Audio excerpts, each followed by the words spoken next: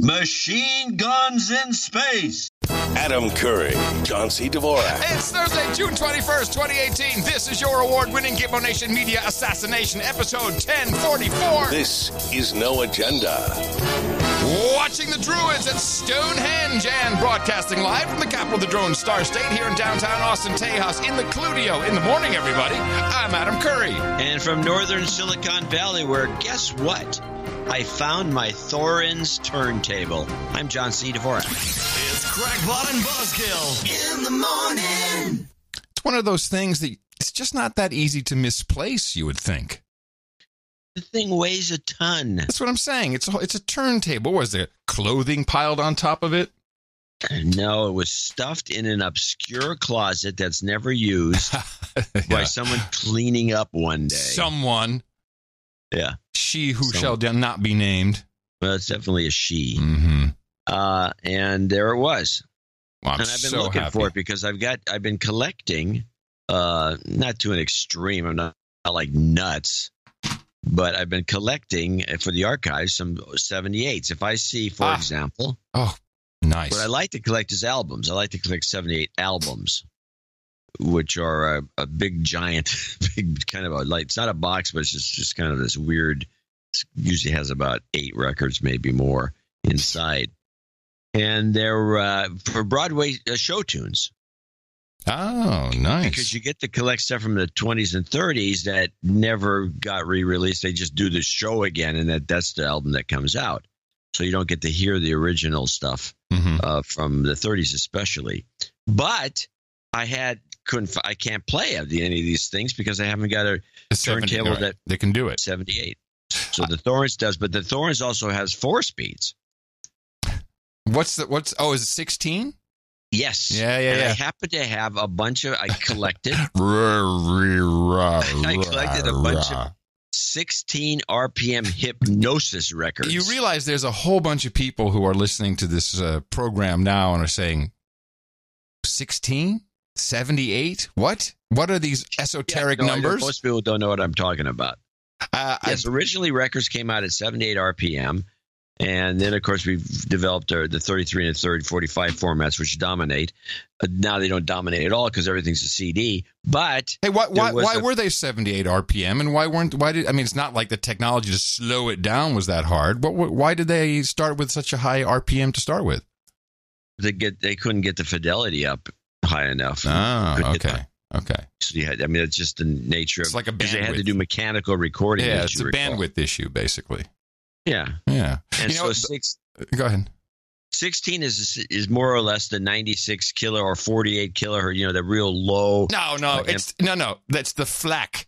It's the FLAC of the analog 16's world. 16 is not the FLAC because it's very lossy. Oh, okay. What would it be? And it's only voice. So you have these group. I've never heard any of these records on now. I know what it is. It's the GP3. Remember that format, the cell phone format? I think it was GP3, like GSM something. Anyway. No. But anyway, it's very compressed. Yes. And so there you have it. Yeah, I'd have one story. I have one experience with 78 records, which I'll tell briefly. My parents had a whole stack of them, not in jackets, just stacked on top of each other. And I think I've talked about that old furniture piece we had where the turntable was in the middle down a little bit and you lifted up the lid and you put the record on. Yeah. And you broke them all. Yeah. I pick up the stack of 78s, not really, I'm not 6 or 7 years old, and all, because of course they weren't aligned perfectly. So all the edges broke off. Yeah. That's exactly the sound my parents made too. They were very breakable.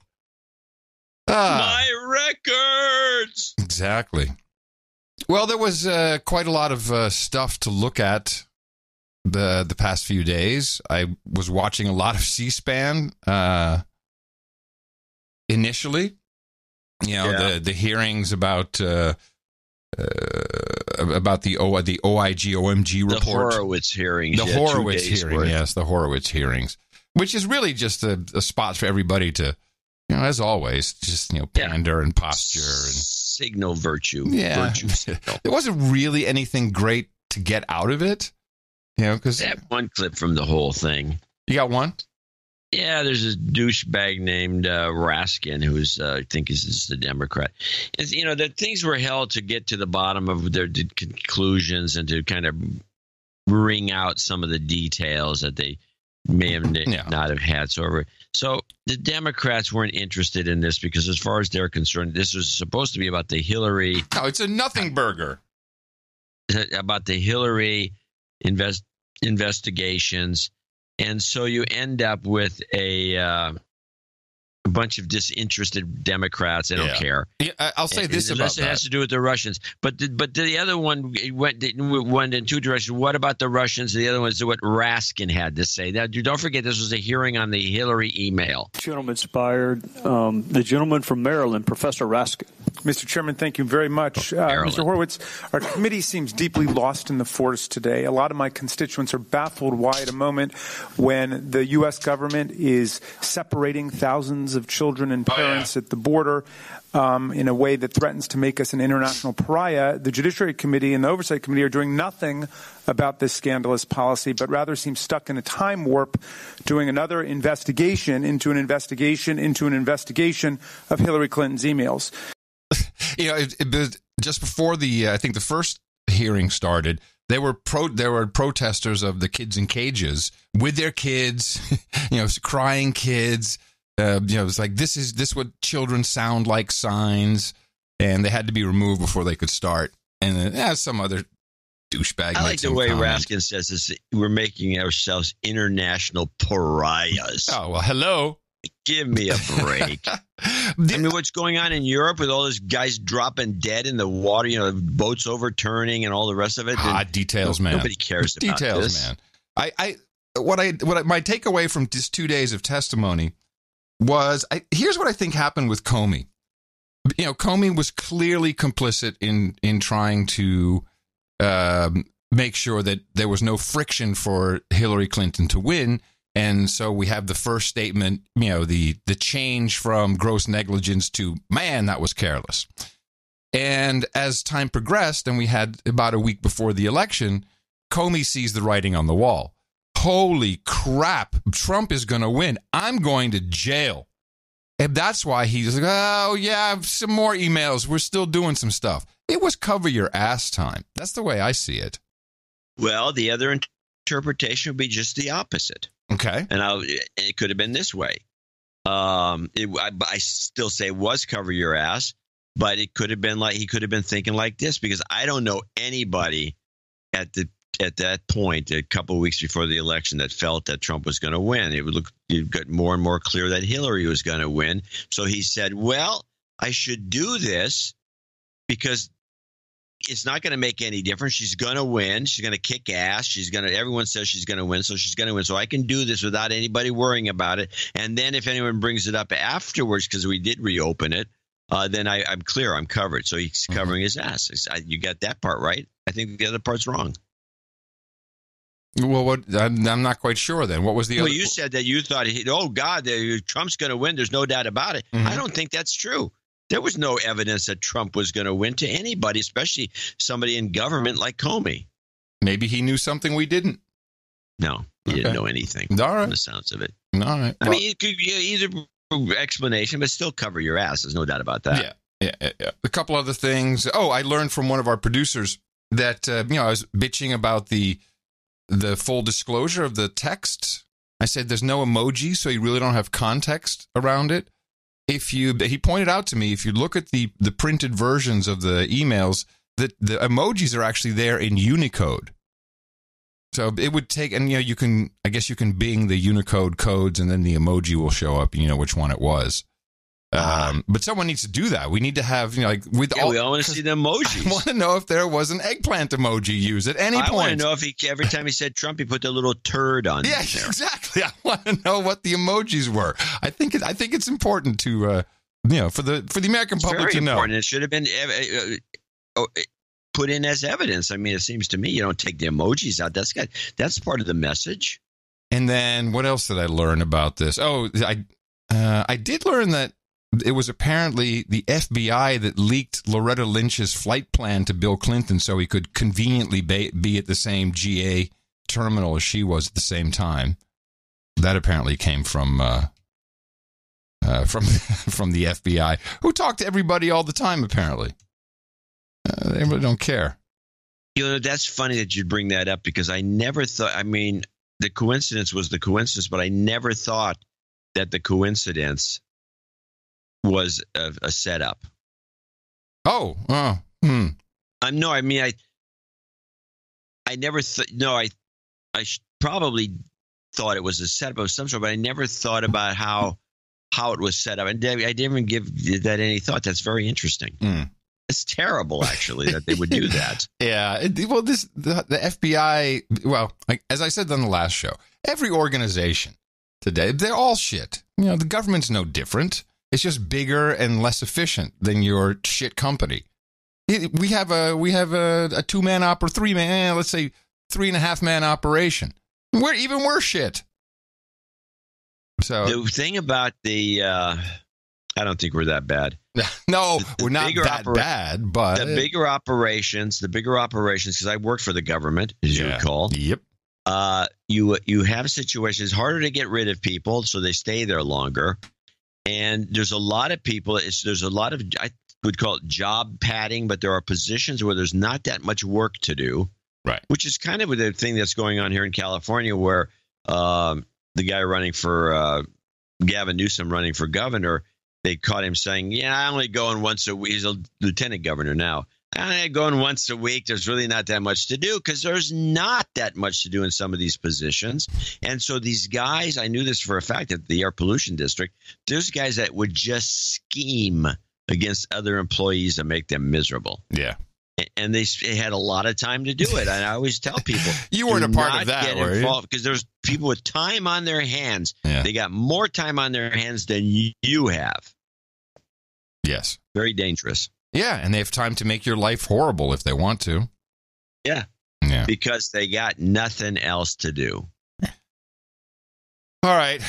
So I think the most entertaining place to be in the past few days was Twitter, with a background of any news channel. Didn't matter which one, because the acting was supreme. I saw real method acting, which was very effective, worked extremely well.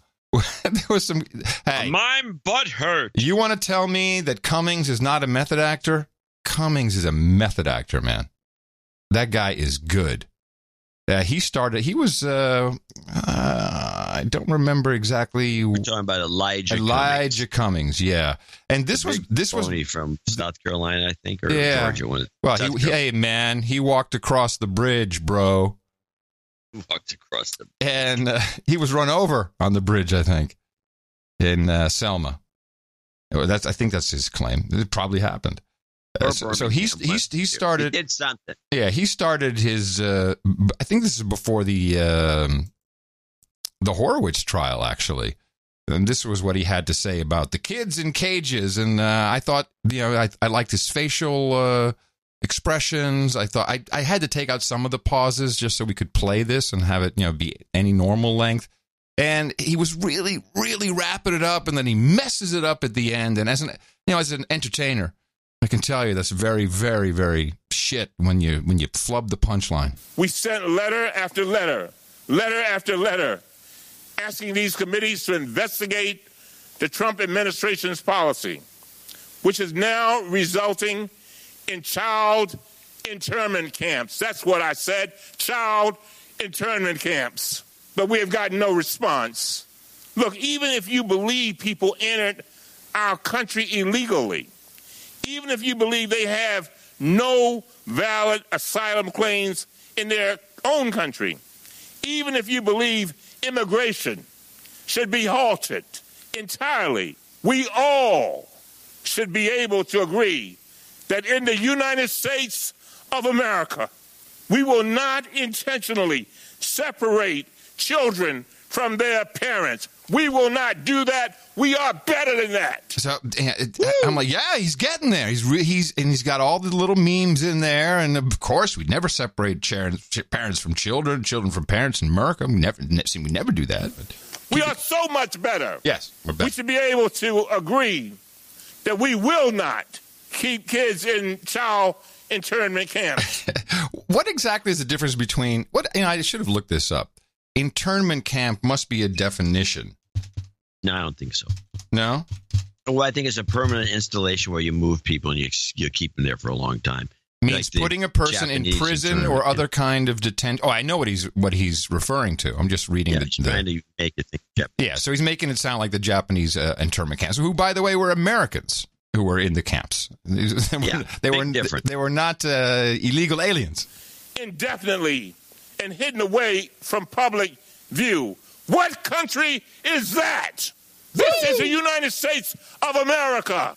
We now have reports that parents are being deported. Preach! But the Trump administration is keeping their children here.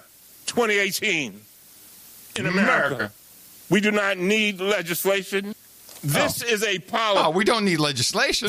And understand this.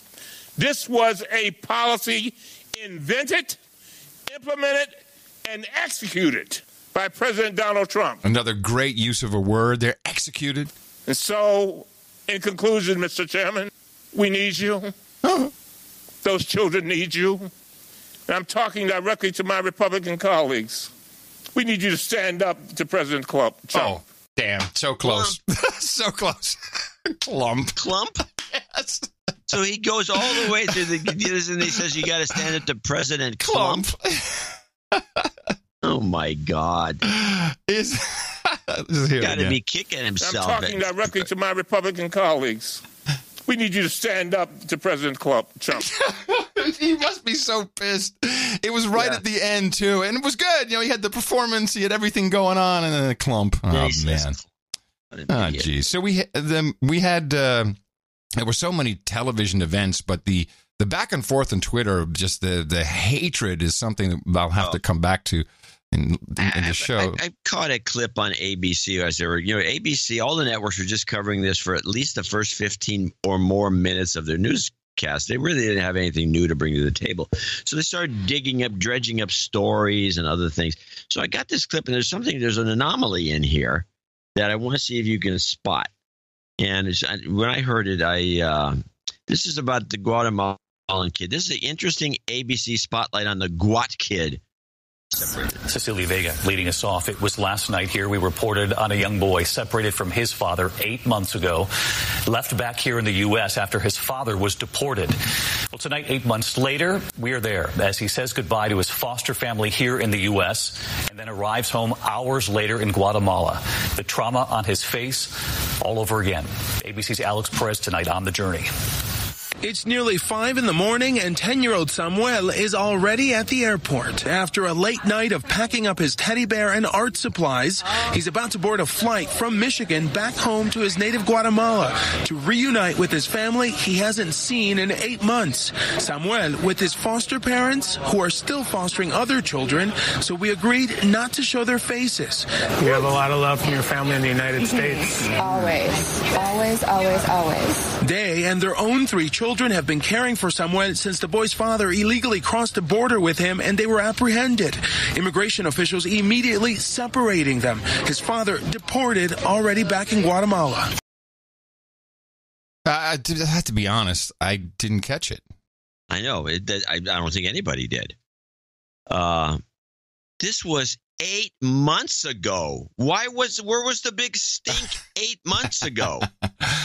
Well, they made it sound like this just happened and this is what's going on, but this was 8. Yeah. So in other words, they were doing this separation thing 8 months ago. Yeah, we know minimum. We know but it was actually years ago, as you pointed out last show. Yeah. This had started years ago and it's been going on, and this is a poignant story from 8 months ago. And everybody's only been making a fuss for what, a week? Well, because of somebody bringing it to the fore. Yeah, because it was well planned. It's a scam. I think Ann Coulter's right when she said it was rigged. It was a setup. And that's pretty apparent. A stunt. That's pretty apparent. I mean, there's a lot of things planned. We have a big march taking place on the 30th. That's still going to go ahead as planned. Just as a background of the way I explained it on the last episode, because we don't really need to go all the way into if there's a law or a consent decree or, what was happening is way back when, we're talking, this started in 87, it was revisited in 97, again in 2016, is that kids were being put into jail cells or holding cells or internment camps, whatever you want to call it, with their parents after crossing illegally. And it was in California that the District Court of Southern California, started up this process, which eventually became the Flores Agreement, and that said, this is dangerous for the kids. You have to separate the kids from the dangers if they're they can't be in a holding cell. And so the idea was to make sure kids were safe. So kids then got separated, and this has been ongoing for a long time. Of course, certainly with the Obama administration. I haven't really looked at Bush, but maybe he wasn't doing that much. It wasn't as much as the Trump administration because, as he promised, zero tolerance, and you could have seen it coming. And then, of course, Sessions announced it. And so then, there was a reason. I'm sure more kids were separated from their parents. No doubt about it.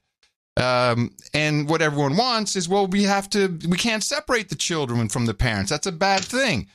So now Trump has signed an executive order, which is in itself interesting because it looks like, first of all, space where we're going to put kids or anybody, we're going to use Army bases, it looks like. But he also specifically in that executive order addresses the Flores Agreement and needs permission from the Southern District of California, the Ninth Circuit, whatever it is, to adjust or change the Flores Agreement. And I can tell you what's going to happen next. It'll be, wait a minute. Now kids are with their parents. It's a dangerous situation there. There's criminals. It's like a loop. We've created an infinite loop, a permanent loop. So, but of course, this is not really, this is just about, finding more ways to get people to come out and vote. Yeah. And in fact, it's starting to show up. The only way we can stop this is to vote. Let's bring out the vote them out. Oh, yes. But what was done so effectively and what is interesting to me, and of course, I have feelings, I feel bad for the kids, but I can also rationalize it. One of the main things, here's how my brain is trained. The most dangerous part of flying is driving to the airport. So, the risk and numbers and, what's happening with kids at the border or, the kids underneath I-35 here in Austin. There's a whole bunch of ways you can look at stuff. Well, if you want to take it to an extreme, I got another one. Okay. These are short clips. If you want to take it to the extreme, everyone's moaning and groaning about these kids. Even though by the way, the Guatemala kid 8 months ago was put into apparently a very nice foster home that he enjoyed and he, thrived, learned a little English. And anyway, it was a very strange story. But let's play this. This is not really off the mark if you want to talk about being sympathetic and heartfelt. Play this. Yemen update. Oh, I gotcha. Pro-government forces in Yemen say they've scored a new gain in the battle for the Red Sea port of Hodeidah. They say they captured the southern runway at the city's airport today. Meanwhile, workers with the World Health Organization issued a new warning about the consequences of the fighting. WHO is deeply concerned at the increased fighting in Al Hodeidah. Al Hodeidah, this fighting puts more than 600,000 people at risk in Al Hodeidah. And we're deeply concerned at the risk that this has for the port. 70% of people in Yemen rely on the port for food and medicines. Also today, the Associated Press reported that hundreds of detainees in southern Yemen were tortured and sexually abused last March. It happened at a secret facility run by the United Arab Emirates. There you go. Yeah, beautiful. Yeah, no one cares. I don't hear anybody complaining about this. You're talking about separating a child from his parents is one thing, but having them blowed up and tortured and sexually abused in a systematic way that's been going on for months and months and months, and the United States is behind it. Yeah, but Yemen doesn't vote in the midterms. Well, they don't vote Democrat, that's for sure. Now, some of the truth did slip out, even on CNN. Brooke, is it Baldwin, I think? No, not Brooke Baldwin. Yeah, maybe it is. She was with, Democratic Senator Tammy Baldwin, no relation, from Wisconsin, and she asked this question about the long term, about this happening long term, even in the Obama administration, which I thought was good. But the senator was caught off guard. But here's a question for Democrats, because you hear the president now, a lot on a lot of topics, and this one included, looking back to previous administrations, they should have done more, right? And so as so many people in this country are certainly outraged by the cages and the thermal blankets and the facilities housing these kids, they were all there in 2014 under President Obama. And my question to you, Senator Baldwin, is did you speak up against them then? On this issue that we get into a moment where we're making progress, and then when it stalls. I hope Brooke says, please address the question. We turn around. I think we all need to continue to be focused on it and press it through.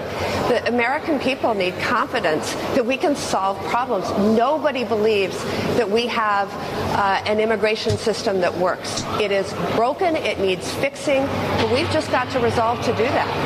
But were you worried about it then? Did you raise your voice under the Obama administration? Brooke, stop that. In numbers of cases, usually I remember a constituent who was in detention at the border, arguably very inappropriately, and we raised our voice in that instance and many others. But we've got to do this now in unison. It's not enough to do it case by case or senator or House member by House member. We've got to resolve to fix this issue. Thanks for not answering the question.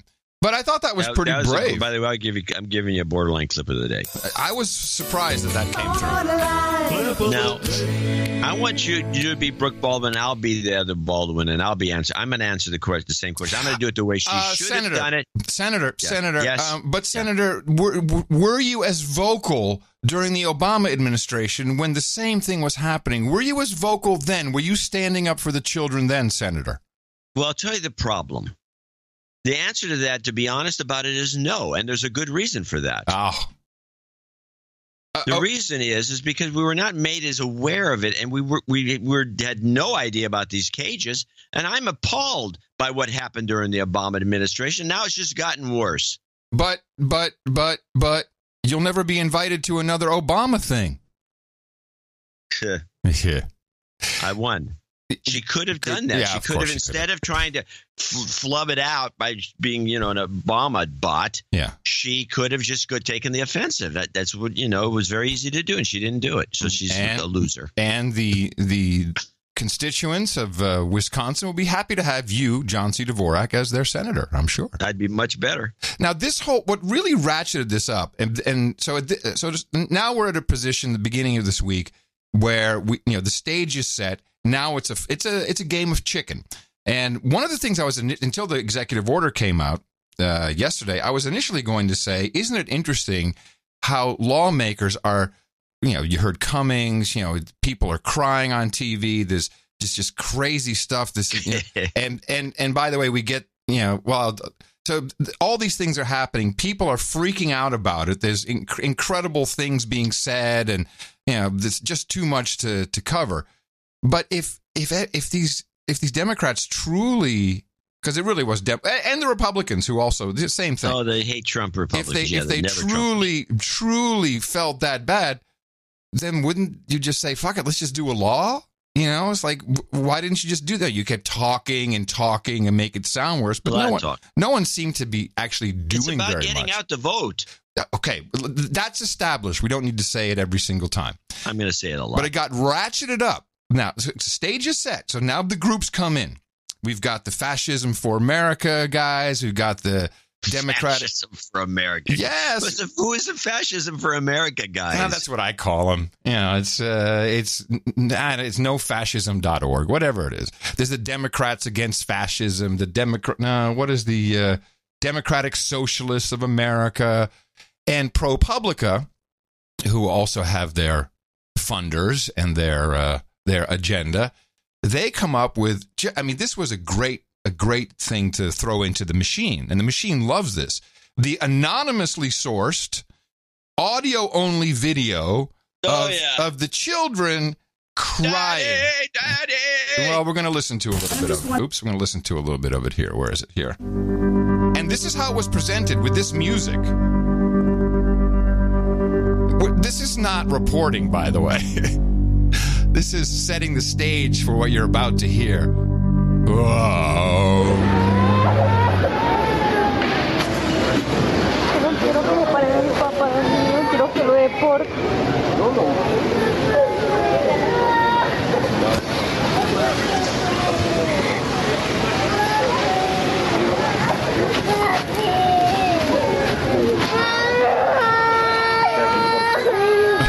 Now, let me tell you, this sound that you're hearing is like nails on a chalkboard to certainly every mother and probably every father as well. You know, when you hear that kind of wailing from a child, and of course it's subtitled "Papa, Papa, don't report me," or "Don't deport my Papa," and then here's the Spanish-speaking, I guess, ICE thug who is saying, "Oh, we got a real orchestra here, don't we? You know, come on, kids, be quiet." But that really was a genius move. That really set people off, and emotions ran extremely high. And this is real. This is not acting. It's method acting to an extreme, I guess, in some bizarre way. But Rachel Maddow receiving a breaking news flash just before the end of her show, where it became apparent that now they have facilities for, quote, tender age children. And, you know, wow, whoever came up with the name, and I think it's an official name, and it's probably an official categorization. This is Hollywood at work doing its best, some of its best work. So good. And it worked. I mean, yes, Hollywood doing its best work, and Rachel, I mean, it just got to her. And this is just before her handoff to, I guess, Larry O'Donnell. New news. This has just come out from the Associated Press. This is incredible. Trump administration officials have been sending babies and other young children. Oh, hold on.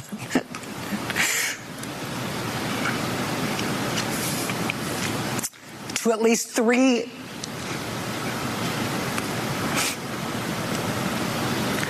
Can we put up the graphic of this? Thank you. Do we have it? No. 3 tender age shelters in South Texas. Lawyers and medical providers just... I think I'm going to have to hand this off. Yeah. Sorry. That does it for us tonight. We'll see you again tomorrow. Now it is time for the last word with Lawrence O'Donnell, where he is live in Brownsville, Texas.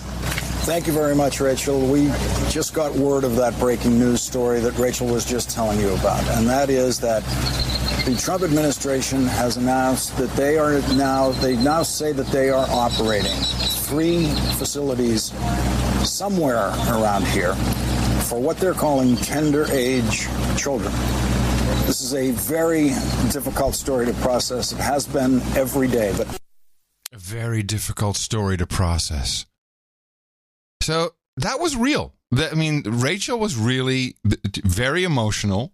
This was not acting. You know, but you got to remember that Rachel was in tears when Trump won to begin with, and this is just all reminders. Of course it is. She is a wreck, this woman. Yeah. Well, it wasn't her alone. I mean, it was all. What was this I have from the Lawrence O'Donnell show? Hold on. Where they were on this policy was going to put 100 Republican seats in jeopardy. Reason he had that's logic. We don't want to play logic right now. But it went to such an extreme. Then I took now this is 9 minutes that I chopped down to just a couple. And I think we should just listen and comment because a lot of familiar things come back into this particular piece of audio. The emotions got so high. And of course, at this point, you know, the gangs are in left and right. And there's all kinds of organizations all gearing up for this. And they decide to publicly shame Department of Homeland Security Director Kirstjen Nielsen, and she's in a restaurant in Washington D.C. And so everyone probably saw the news story that she was shamed out of the restaurant. There's a picture of her, a video of her walking out of the restaurant with, at this point, a security detail. But this went on inside the restaurant for 9 minutes, And I was surprised. I don't care what's going on. If you're in my restaurant and you're disturbing that for 9 minutes, unless you're complicit, you're going to be kicking people out. I mean, after maybe 30 seconds, I'd say, excuse me, there are other people eating here, just take your stuff outside. So it seems fairly well coordinated. But once you kind of hear what was being said and the chants, it becomes apparent where these people are coming from, but also how they're driven from pure, raw, ignited emotion. Before you play the clip, and I'm only saying this because of what you mentioned earlier in the show, which was the FBI setting up the Loretta Lynch, Bill Clinton meetup at the tarmac, is that this had to be planned in advance because you can't get that many people to show up out of the blue. So I would say complicity was probably part of the restaurant. It was the restaurant ownership. It was because I'm sure somebody's just not following her around all the time, but they knew that she ate there. They reported back to somebody that she's a regular customer at this restaurant, and then somebody talked him into keeping an eye out for and calling a hotline number, and that hotline number resulted in these guys coming over immediately and creating this disturbance. Right. That's the only thing that makes sense. Well, these things aren't. You don't. I've been Berkeley. I know how these things work. You don't get this kind of thing contemporaneously. Good use of the word contemporaneous. I didn't want to use it, but I like it. You're impressing me, big boy. This, if you said to me, make a soundtrack of Twitter during this episode, this would be it. This would be the soundtrack. In fact, we could probably remix this and really make it sound cool. But this is the soundtrack of Twitter. So whenever you want to disturb the peace and do that under virtue signaling, how do we start that, John? The chant. And what is the chant? Yes, no, we won't go. Yeah, something, one of these simple dumb chants. How about... Mic check! Secretary Nielsen, how dare you spend your evening here eating dinner as you're complicit in the separation and deportation of over 10,000 children separated from their parents. So we start with mic check, and you're complicit. Mic check with 9 people makes no sense. But it's because it's programming. It's the same people. That's the point.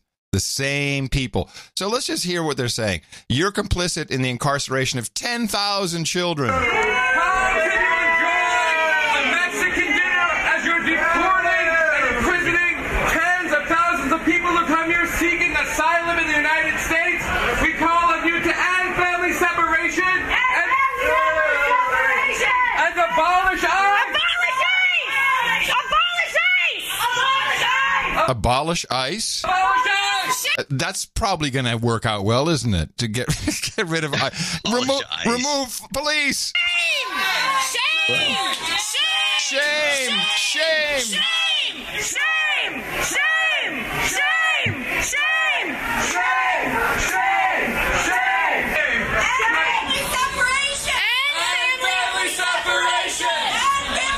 And family separation. I cut all these down, of course, because they were really, the shame went on for at least 2 minutes. And family separations! If kids don't eat in peace, you don't eat in peace! If kids don't eat in peace, you don't eat in peace. If kids don't eat in peace, you don't eat in peace! Not in the U.S., not in D.C., not in the U.S., not in D.C., not in D.C. In a Mexican restaurant, of all places! Homeland Security Secretary Kirsten Nielsen is in a Mexican restaurant, of all places! The fucking goal! Shame on you! That is the DOJ employee, by the way, who is the ringleader of this. That's the DOJ she works for the Department of Justice, and she is the one saying, of all the fucking gall to have dinner in a Mexican restaurant while you're locking Mexican children up. Costa Rica, but okay. Say what? So most in this incident is mostly Costa Ricans. But thank you for pointing out the obvious. But this is not unhinged. This is psychotic. Shame! Shame! Shame! No human being is illegal. No human being is illegal. Ah, we're getting to the New World Order crowd finally. No human being is illegal. No human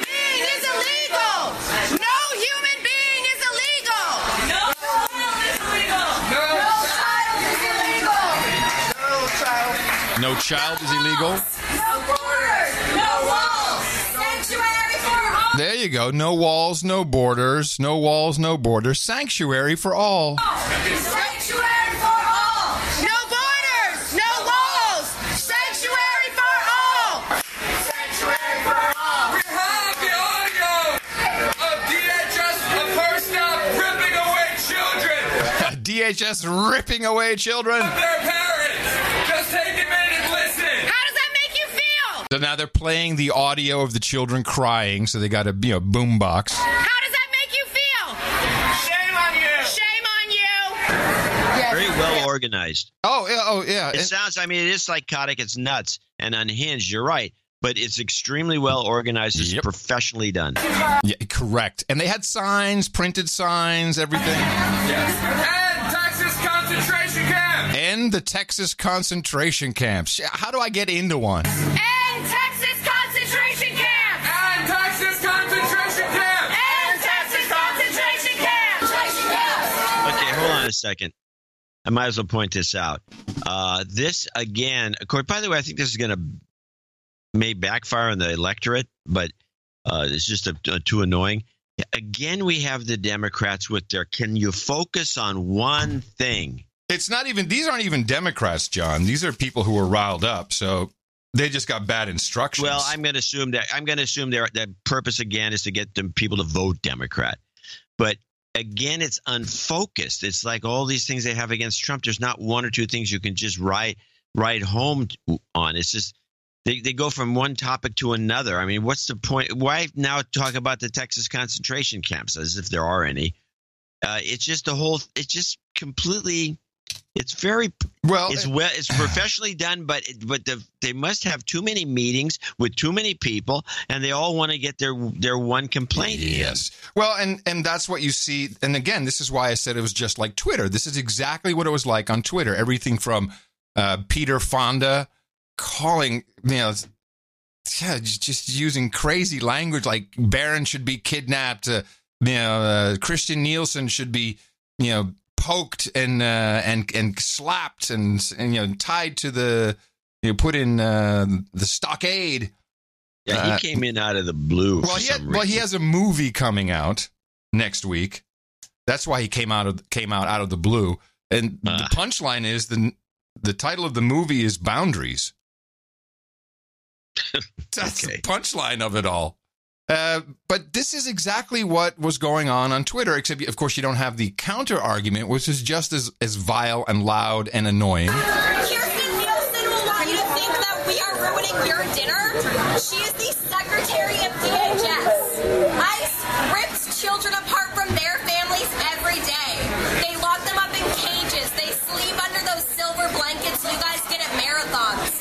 These kids will never be reunited with their parents. Never. Because Kirsten Nielsen's staff doesn't think it's necessary to make a plan to reunite. Did she say in earlier the same screecher? Is that she's the Secretary of State? Oh, I don't know. Did she say that? I think DHS. I thought she would say DHS. No, she said. I thought she was Secretary of State. They sleep under those silver. Before that? Yeah, it was. I should have stopped it earlier. Okay, let's listen. Concentration camp. Kirsten Nielsen will want you to think that we are ruining your dinner. She is the Secretary of DHS. No, she says DHS. ICE rips children apart from their families every day.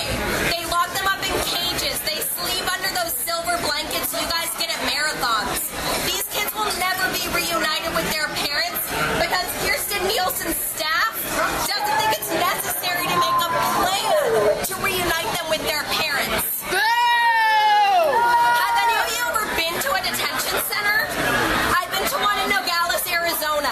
Those kids are alone. They are in cages. They are given peanut butter on tortillas. They're given frozen sandwiches that still have ice in them. Is that the kind of environment you would want your kid to be in? That was a very interesting comment, I thought. That the idea of giving these children tortillas with peanut butter and some of them were out of the fridge, so they still had ice on them, is just despicable to this woman. It's just the whole idea. Meanwhile, I don't know if she has kids, but she's probably feeding them mac and cheese. Yeah, it's like not much better. Is this the DOJ woman? Yeah, it's the same one. She's the loudest. She's the best. The DOJ woman is really just the troublemaker. Yes. Now, how does DOJ deal with this? Do they fire her? No, I don't know. Let's see if that gets. I mean, I think she's setting herself up to be fired so she can make a bigger fuss. Oh, she could get on TV with that. Yeah. Yeah, you're right. When you are fleeing. Take the place of Michael Avenatti, who I think is, because, as I promised you, the media has backlashed against that guy. It's like, okay, you back. need somebody new that you can put on all the shows. Back to MSNBC, Twitter. CNBC, ABC. And she would be the perfect one if she gets fired. So they have You're right. They have to. Here's what I would do, being an ex-bureaucrat. I'd bring her in and discipline her, say, this is really bad what you're doing. We're transferring you to the Justice Department outpost in Bangor, Maine, and just move her. So she's. No. Move her. But you're right. Alaska. But you're right. Twitter is now the farm team for the news networks. So Michael Avenatti, back to Twitter you go. You're back over there. Hey, you loud chick. Maybe you'll do. Violence and trying to give them a better life, because that is what Kirstjen Nielsen wants them to have. That is what she gets paid to do. What's your salary, Kirstjen? What's your salary, Kirstjen? Now, this was one of my favorites, coming from the Democratic Socialists of America. What's your salary? Oh, God. How much do you make locking up children? No borders! No walls! Sanctuary for all! We're here tonight because DHS Secretary Nielsen is sitting right over there trying to enjoy a dinner, as over 10,000 children have been ripped away from their parents' arms. So we say you can't enjoy your dinner until you reunite all of those families and abolish ICE. Shame! Shame! Shame! Shame! Shame! Shame! Shame! Shame! She's currently okay with doing it to migrants, to kids who don't speak English or will be memorized the phone numbers of their aunt in America who can maybe come save her. Kirstjen Nielsen will lock up your kids, no hesitation. Remember what her face looks like. Remember what her face looks like when she comes for your children. Fantastic. Now, yes. I have to say one thing that was kind of slightly annoying just to me personally was we never found out what she was eating. Oh, God. You're so right about that. And she was just sitting there in the corner with her husband, or I don't know. And it was very uncomfortable. There were 3 guards there. Not in the beginning, they didn't. Not in the beginning. No. It took a little while. She texted someone, and then they showed up, and those guys just kind of stood in front of her. But it's not just Kirstjen Nielsen. This is one of our producers. He wants to be anonymous, as I'm sure you and John are going to talk about this in the next show. This madness has already started to directly affect my family because my wife works for CCA, a private company that is contracted to ICE to handle detention, otherwise known as the evil Otay Mesa detention facility here in San Diego County. In addition, we have close family members in the CBP, Customs Border Patrol, which is pretty common in our area for everyone. The majority of illegals detained there are awaiting trial for crimes like rape, ID theft, murder, drugs, gang violence, etc. Not some poor Joe Gonzalez that was just found to be undocumented hanging outside Home Depot and ripped away from his family. And there are no children housed there, regardless of the fake face bag video going around. More to the point, she came home after a shift and told me about numerous death threats they received in post-response to Mr. Fonda's call to action. Some were even nice enough to leave a callback number for the sheriff's anti-terrorism unit to investigate, as well as a number of people waiting outside the facility taking pictures of all the officers, their personal vehicles, and the facility. Protesters are nothing new to the facility, but this kind of action is crossing a line. The Otay Mesa facility is owned and operated by CCA, not ICE, even though the news reports differently. Everyone who works there is a regular citizen with a crappy job like most Americans. Their personal information is not protected because they're not technically officers of the law, so there's nothing legally protecting anyone that works there from these radical threats. On a side note, our wonderful Nancy Pelosi toured the facility a day ago with her entourage of hate, who even went so far as to talk down the church chaplain saying, "Oh yeah, where in the Bible does it say to rip children from their mothers?"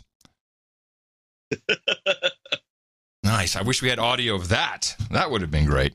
So, yes, yeah. Yes, keep a recorder around. By the way, if you have an Android phone, it's called And Recorder. Mm-hmm. A very good product.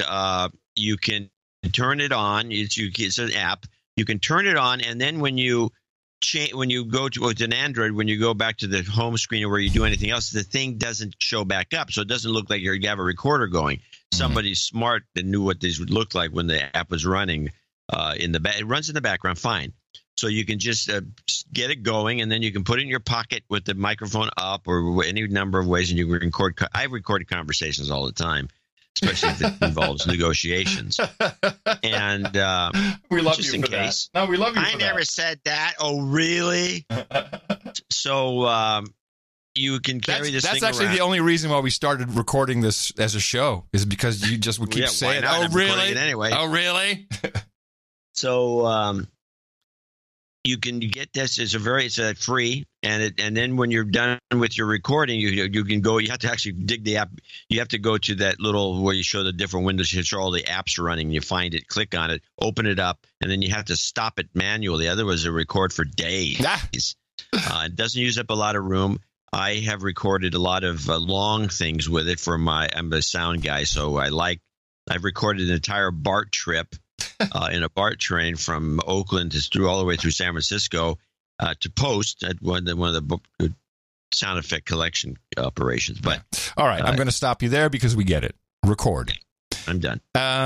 Now, this is not over by a long shot, despite the executive order, which really is, Trump really underestimated what was going on. I thought, man, did he really start this himself to put some kind of pressure on getting a bill that includes the border wall? Because that ultimately is what he wants. That's all he wants. That's all he wants. And at this point, he should be given that because that is kind of what the election was about. But okay, but we can all fight and bitch and moan. Hold on a second. That's not true. The election was about build a wall and let Mexico pay for it. Yeah. Not the taxpayers. Gotcha. So if Mexico came along and said, here's the money, then it would be cool? You really think so? That's going to happen. No, but let's say it happened in a world of crazy. Do you think that everyone would be like, oh, okay, well, since they're paying for it, go build it? Really? You think that would happen? No. Of course not. Well, not you ask. It's I don't personal. know. It's personal Probably at this point. Not. But this will continue, and there will be new things that are rotten and crappy about the president and Republicans and I have a couple of clips. Well, hold on. I was going to say this is going to manifest itself June 30th. If you go to familiesbelongtogether.org, they have a huge amount of marches planned. There's going to be a march on D.C. There's, they've got petitions. Of course, it's, there's no idea who was behind this because it's the domain registration is private. Probably Answer, one of those socialist operations. They've got, they got signs you can print out. And I'll just read you the headline here. Families belong together. The Trump administration is cruelly separating children from their families, but now the world is paying attention, and we won't allow this to continue. Join an upcoming event. We'll send a powerful message. Families belong together. So this is not over. If you read the newsletter, Peter Fonda kid thinks that they're going to get 90 million people to protest on this thing. There is a couple of things that caught my attention. For one thing, by the way, Trump signing the executive order to ending it is really taken. It's not over, but I think the wind has been taken out of their sails, especially for a big protest. What are you protesting? Not happening anymore. I disagree. I think that the outrage, there's going to be a new thing that people latch onto, and the outrage will just continue, and you won't even know that he signed an executive order within 3 weeks. Okay, well, we'll put that in the bin. I disagree. I want to play a clip. First, I want to play the kind of the zero tolerance kind of roundup that was the part of the roundup that was done on PBS, which I thought was a little more reasonable than the network news, which talked about this issue. This is PBS on Trump, Zero Tolerance 1. Yeah, sorry about that. From Democrats. We're here to call on the president to rescind this zero tolerance policy. This is not about attacking the president. This is about humanity. Shame! and from protesters, including some shouting at Homeland Security Secretary Kirstjen Nielsen as she ate dinner at a Mexican restaurant last night. Secretary Nielsen, how dare you spend your evening here eating dinner as you're complicit? President Trump announced the about face around lunchtime. We are signing an executive order in a little while. The president's executive order would detain families together instead of separately. The administration insists the change does not mean it is backing down from its zero-tolerance policy. This has been going on. Mr. Trump announced the change to a table full of Republican lawmakers, but seemed openly conflicted on the topic. If you're weak, which some people would like you to be, if you're really, really pathetically weak, the country's going to be overrun with millions of people. And if you're strong, then you don't have any heart. That's a tough dilemma. Perhaps I'd rather be strong. For days, the public has seen these images provided by the administration of some of the shelters for the more than 2,300 kids now separated from their parents. That figure is for the first month alone of the president's zero-tolerance policy. It is still not clear how many are toddlers or infants and how long it will take to reunite them all with parents. Hello? Yeah. It's your clip? It ended? Yeah. Oh, I thought there was more on there. Anyway, so that was kind of their rundown. Now, so I have this one clip, very short clip, and it's only part of what his spiel was, but this is John Heilman, who is supposed to be a neutral reporter, and he was like the mad. This is your friend, isn't this your buddy? Yeah, I know Heilman. Yeah. Well, he's not my buddy. He's not one of my, one of my what do we call them? Lib something. I forget their names, their nicknames. I haven't seen him for years, but he was, the partner with Mark Halperin, the guy who got rousted because of sexual improprieties, and so now he's kind of on his own. Oh yeah, and they were a duo. They were doing a lot of work. Libjos. They're Libjos. Damn it! Thank you, troll room. Remember anything? No, I was racking my brain too, and then the troll room to the rescue. But he's not a Libjo friend of mine, but he's But he presents himself as this neutral observer, but he obviously got caught up in the emotions of the whole thing. And then he realized that he's been screwed by Trump signing this order, and he gets all worked up about it. And then he says, referring to the Democrats, which I find to always be a huge blunder when you're so involved. But so listen to the way he says this, and then listen to the way this wraps. On this issue, and to make sure that he can't be both. You can't just do this thing and then stand up and say, oh, hey, I'm now the hero, I have compassion. You can't go around talking about people like they're vermin. You can't inflict this kind of policy on Americans and not pay a political price. We have a great chance to inflict one on him and his party in November. I mean the Democratic Party does. I'm not part of the Democratic Party. But people who object to this policy, which I think is a lot of people beyond the Democratic Party, have a chance to make the president and his party pay a price. They should. And the press needs to hold him accountable and not let him just kind of slide away from this over the course of the next few days and pretend like it didn't happen. I've never seen you like this before. You've given me a lump in my throat with that a little bit. He's all worked up. We are going to get him. I don't do it often, but I had to get in a little bit of a Twitter fight with Jen Briney from the Congressional Dish podcast. Yeah. And it wasn't really a fight, but, I really appreciate and respect her ability to research legislation. And she had her filters had not allowed her to really look deeper into, if there's a law or not. And as I explained on the previous show, there's a consent decree and how that can or cannot be changed and what is law. But, without a doubt, the 100% zero tolerance policy, that's a great way to say it, 100% zero tolerance policy, of course, increased the problem, and it ratcheted up, and there's no doubt about it. But it's not like this policy could be changed with just the stroke of a pen, and that is proven by the executive order, which it still takes action from government bodies to get this done. So I debated the facts with her back and forth a little bit. It was very civil because I think we like each other. I like Jen. I think she's good. As I said, I respect what she does. I just thought she's a lib Joe, though. She's a lib Joe, and her judgment was clouded. And so I pointed out a few things, and she publicly rescinded and said, "Oh, yeah, okay," because you're like, Walmart, they're sending these kids to Walmart. It's not a licensed facility. And I said, okay, here's the article where it shows that it is a licensed facility. And I'm just doing a voice the way I imagined it at the time in my head. And like one of my voices. Yeah, it was okay, but then. Approximation. Then she made a mistake, and she said, "I'm surprised that you are defending this." And I'm like, "There you go, Jen. This is your problem. I at no point, look at my tweets, did I defend anything. I just said, here's what I think is the law, and here's I'm countering your argument. But that is the problem. Immediately, if you just want to discuss something, you're immediately presumed to be defending or, defending the policy, not even Trump, just defending hurting children. It's like, yeah, that would be surprising. I think you know me a little better than that. I really don't think that I would be someone who would actually be defending children being traumatized. So, why did I even bring this up? I don't know. What other clips do you have? You're irked. Yeah, it was disappointing. I've never seen you like this before. I was really disappointed. I'm like, why? That was a callback to the Heilman clip.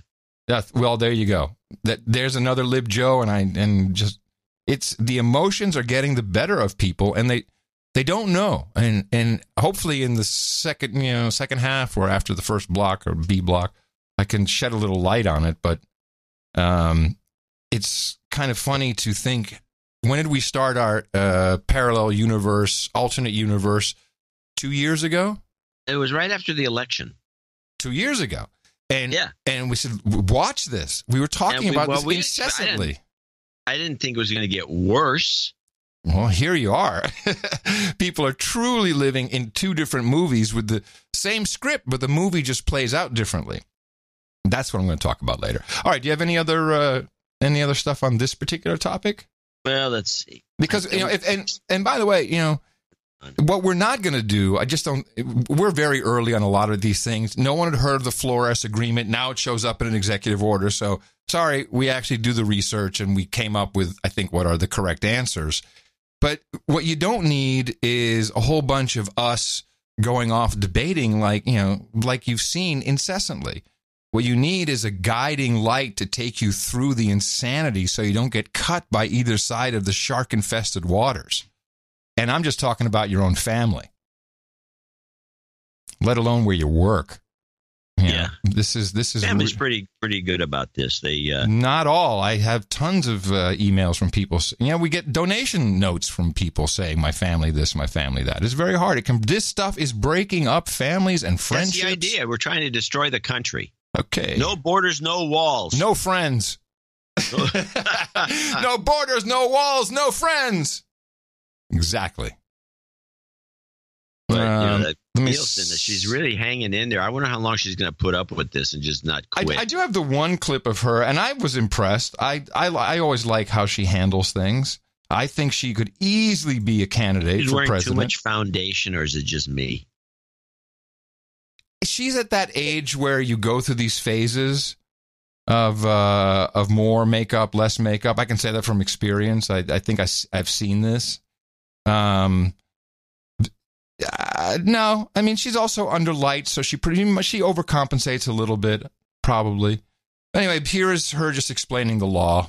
And I'm just wondering, I want to make sure we get the reporting right. Which of those is the most precise way to describe how the administration feels? And given the blowback by a number of Republicans as well as Democrats, are you considering rethinking this based on feedback, or is this the administration's position going forward, period, paragraph? The laws prohibit us from detaining families while they go through prosecution for illegally entering the border and while they go through prosecutions for immigration proceedings. If we close the loopholes, we can keep the families together, which is what they did in the last administration until a court ruled that we can no longer do that. After 20 days, we have to release both unaccompanied children and accompanied children, which means that we cannot detain families together. The only option is to not enforce the law at all. Yes. Yes. Okay, so going back to these two questions from Kristen and Margaret, you said that you want Congress to close some loopholes. With that, you also said that you want to make this work. Now, are these kids being used as pawns for a wall? Many people are asking that, and Democrats are saying this is your discretion, and there is no law that says that this White House can separate parents from their children. The kids are being used by pawns by the smugglers and the traffickers. Again, let's just pause to think about this statistic. 314% increase in adults showing up with kids that are not a family unit.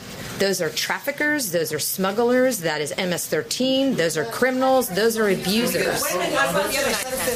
So, thank you. All I'm trying to say is the closing that loophole will enable us to detain families together throughout the proceeding as they've done in previous administrations. I just like her. I just like how calm and collected she is. Her speech is a little annoying. Trafficker.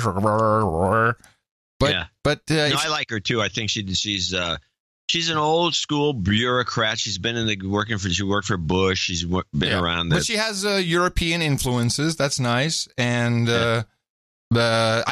can she deliver a line though? I don't know if she can. If she can't joke, because I haven't heard her crack one joke ever. I don't think she's funny. Though then she's no good as president. You gotta be funny. Oh, you're thinking no, she can't make president. She's not presentable in the right manner. She's got a nice smile, but she doesn't have the the smile of someone who's funny, who knows how to smile because they got a one-liner coming. Right. No, she did. No, you're right. She's disqualified. That's sad. I liked her a lot. Anyway, to wrap this up, I thought it was an interesting try. I actually had the quick hangout with the former New York banker, who was he was like, this guy is unhinged and off the rails. I had to set him a little bit straight on the topic at hand, but I totally agree that when Trump first responded to the outrage that was taking place, and he did an impromptu little stand up there in the White House. It was this that I think it's in some way. I don't know if he was planting the seed, if it was a feeble attempt at trying to change the narrative by throwing something crazy out there. Although for No Agenda producers, not crazy, completely known, nothing that we don't know about since the reading of the most recent National Defense Authorization Act. Space Force. That's right, Space Force. He just threw that out there. Yeah, I have the clip if you want to play it. Yeah, I got a couple things, but yeah, what's your clip? Well, my clip is kind of it's not very long. This is new space troopers announced. Yes. President Trump outlined a plan today to ensure America's dominance in space, he said. He has directed the Pentagon to establish a new branch of the military, a Space Force. David Martin has more on this. This $250 million GPS satellite is indispensable to the way the American military fights and the rest of us live, from cell phones to ATMs. It cost another $250 million to launch it into orbit.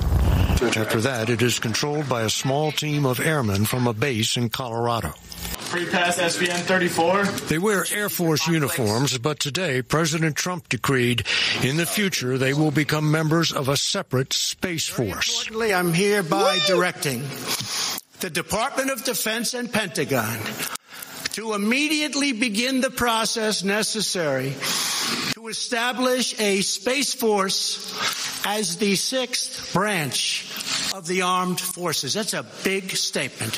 When Tina and I were watching that, and this is Tina, she's level-headed. You've met Tina. Yeah. She's level-headed. She's got a regular round head, but okay, go on. Jeez. See, now you got to bring that into now I'm going to have to spend an hour telling her that the shape of her head is fine. Stop that. It is. It's fine. That's what I said. It's not like a basketball. Just bear with me. Okay, I'm sorry. And she hears this. She says, "Oh, that's just fine. That's it. The aliens are going to invade. This is it." And I got to tell you, there was a note of seriousness in her voice that I had not detected on topics like this in the past. Well, I'm very compatible with her. I felt the same way. You know, and I'm thinking those interdimensional beings. Now, the possibility exists. If we're going to go in this direction, which I think is funny, because you've read the Corso book. People should read that thing. Yes. Yep. It's possible we've been having this battle's been going on for some time, and it just hasn't been formularized. Yeah. It's been, it's a secret divisions, different. But the thing is, it's like I've seen all the disclosure videos. Nothing surprises me. I am convinced, of course, we already have Israeli moon bases. Not we, but the Israelis have moon bases. No, fine. Okay, you can laugh at me. We have satellites bumping other satellites out of orbit. There's definitely, we followed space wars for years, maybe the entire length of the show. So for me, when all of a sudden there's, U.S. Air Force video of tic-tac looking spaceships flying around, I'm like, it's what, fine. I went to meet an alien one time. A disappointing trip. But, to think that, A, we're alone, B, that they're not already among us is foolish. But, somehow the combo of Trump and just the word Space Force and the way he says it, it's like... Space Force! She triggered her. She went, boink. That's it. They're coming. Space Force. Right. It would be the first new branch of the armed services since the Air Force was created in 1947. Less than a year ago, Secretary Mattis told Congress, "I do not wish to add a separate service that would bring with it a whole new bureaucracy." But see, this is what's so interesting, is that this was in the National Defense Authorization Act. It's cited by name, the Space Force. This is not new. There was new. Money. We read that. There's money appropriated for it. There've been all kinds we read it 2 years ago. I think it was 4 years ago. There was talk of off-world soldiers, and it was in the NDAA, as far as I can recall. So, so this is not. In fact, in March of this year, Trump was at the.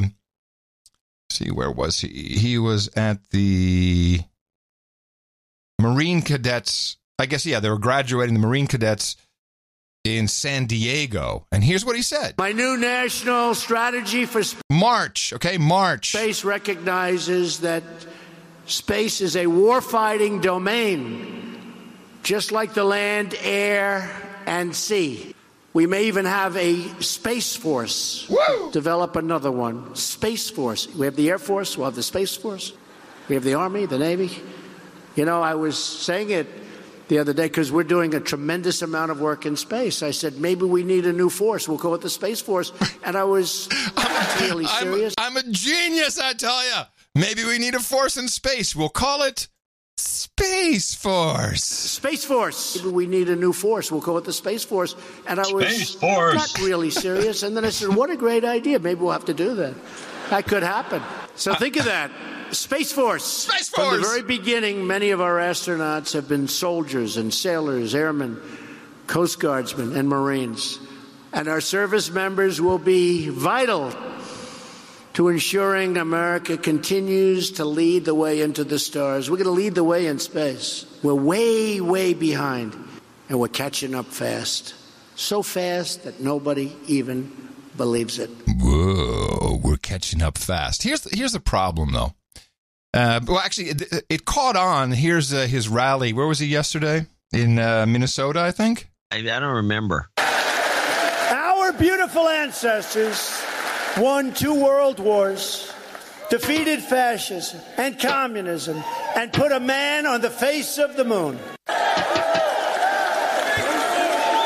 And I think you saw the other day, we're reopening NASA. We're going to be science. Going to space.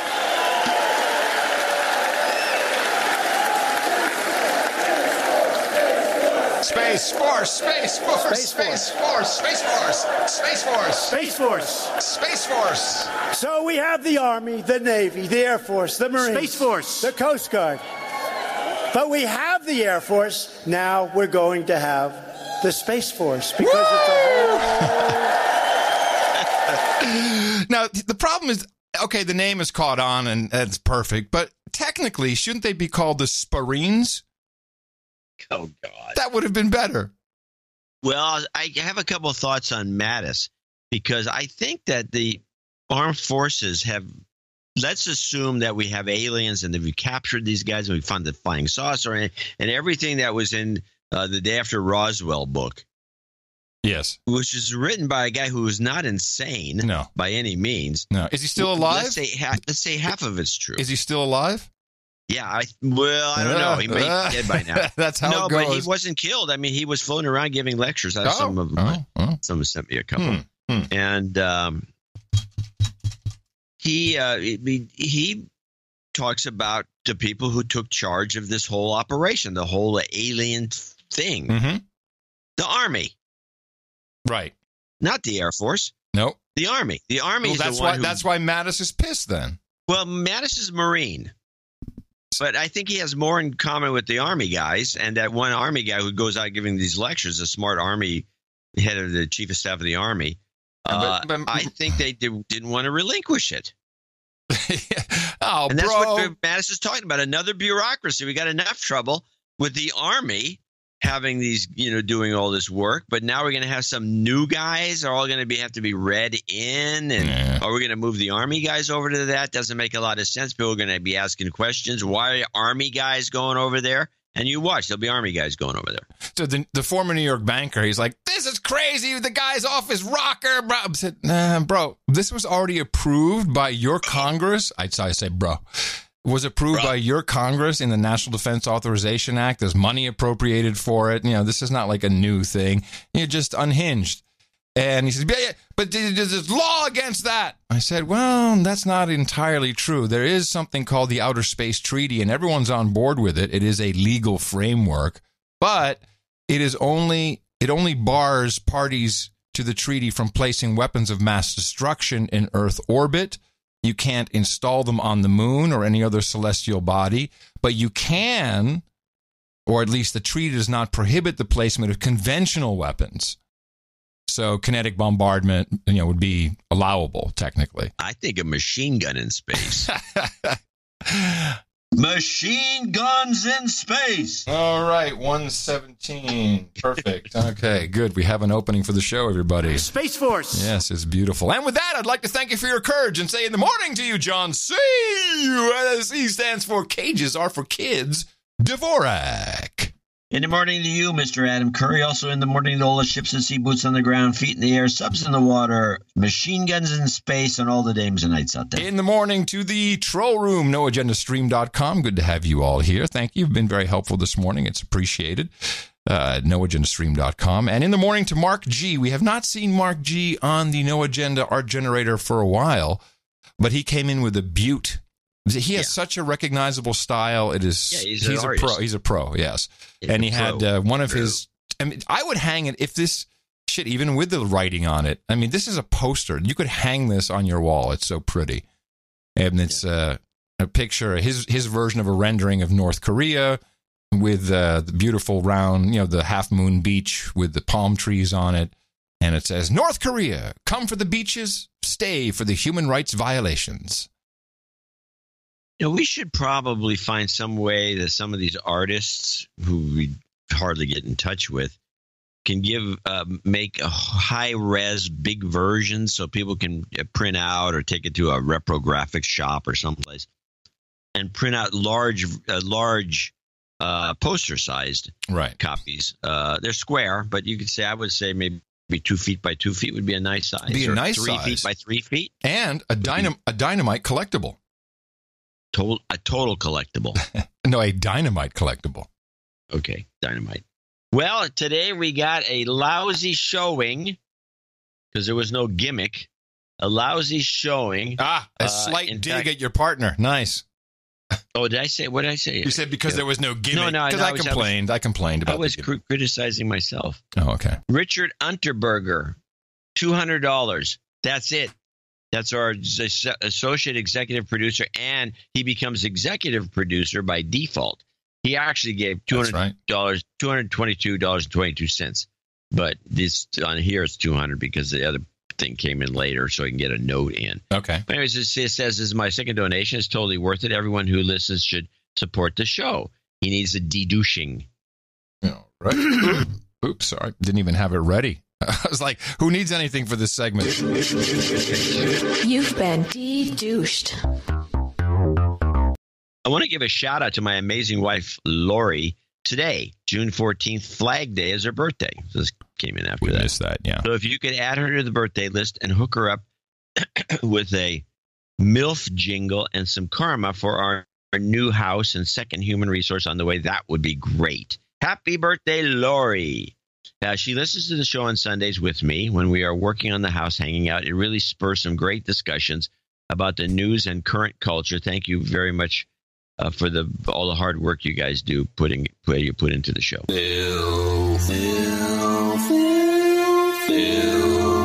That's one mother I'd like to. You've got karma. So he automatically becomes the executive producer for show, as the lone executive producer for show 1044. All right. Well, thank you very much. We appreciate that. And sorry that there was the Value Network let us down a bit on this one. Big time. Yes. Detractors rejoice. We're going broke. Yeah, detractors rejoice. Yes. Good work, everybody. Well, we got those guys. They'll be out. They'll be out of business. Suck. We finally got it. We finally did it. And you did. We will return on another show, and the next show will be on Sunday. Remember us at Dvorak.org/NA. And I think we have enough deconstruction for you to go out there today and propagate the formula. Our formula is this. We go out, we hit people in the mouth.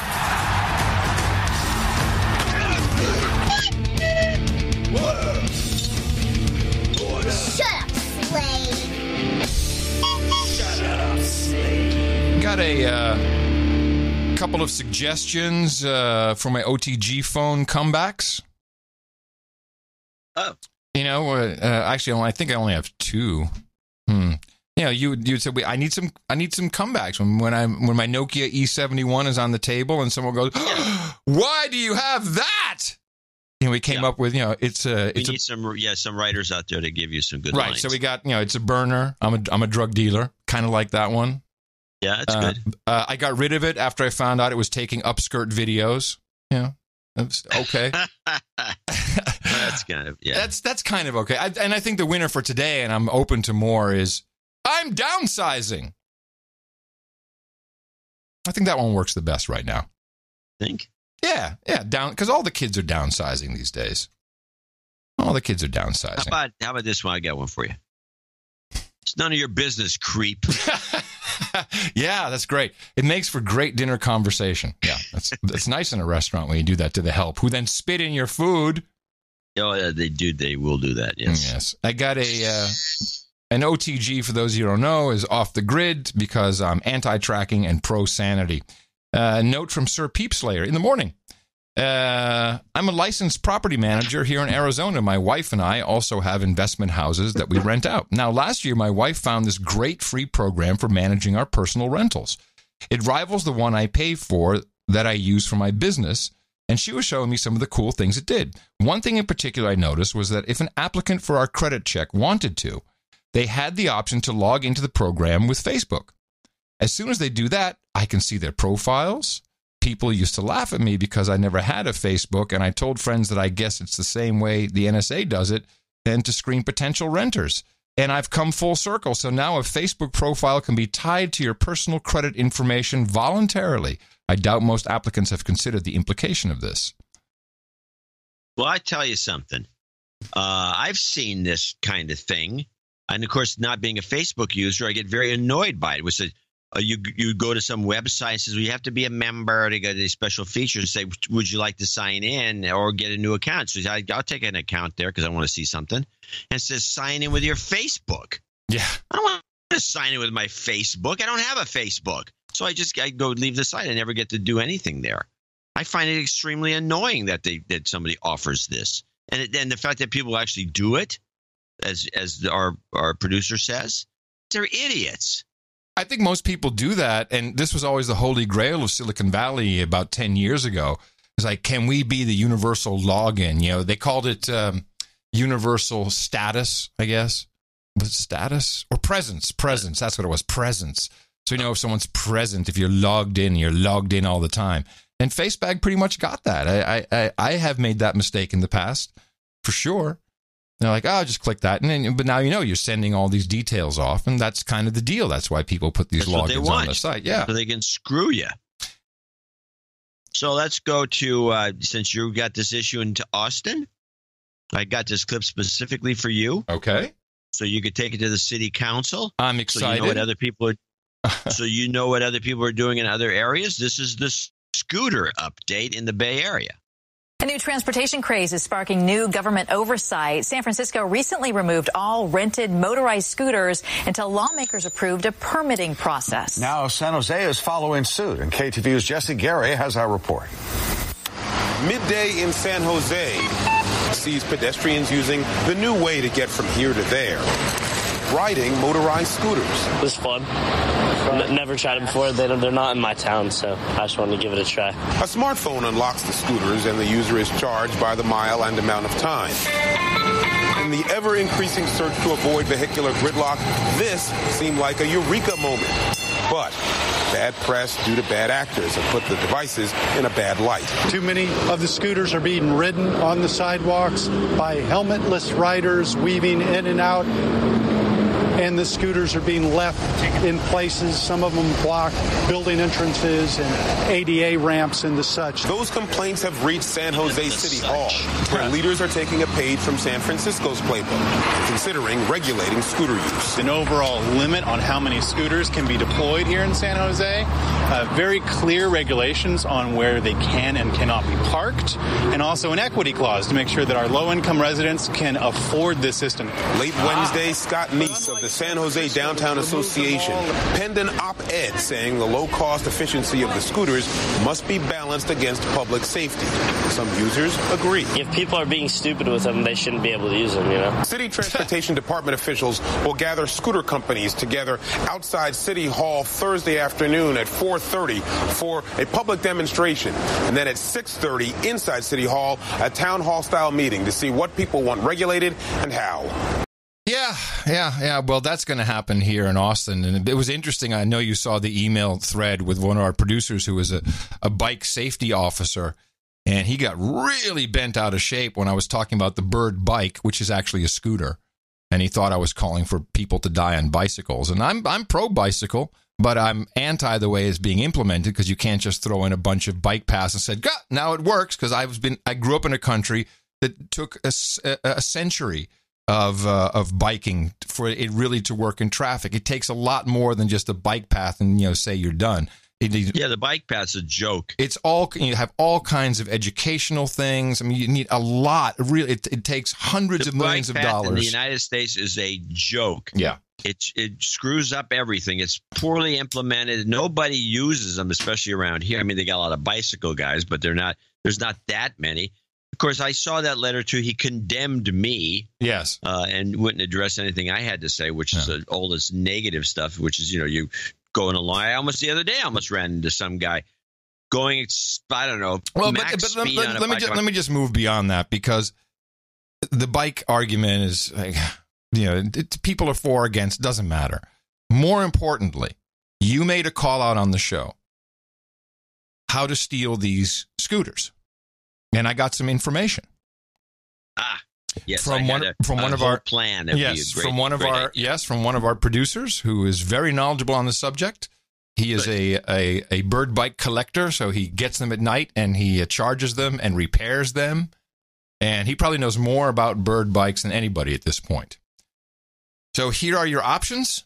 You have, I think, the fun way to go, because when you pick up the bird bike and you haven't scanned the QR code, it starts emitting a beeping tone and its lights start flashing. In a way, a pathetic algo going, "I'm being stolen, I'm being stolen," which of course, who gives a crap?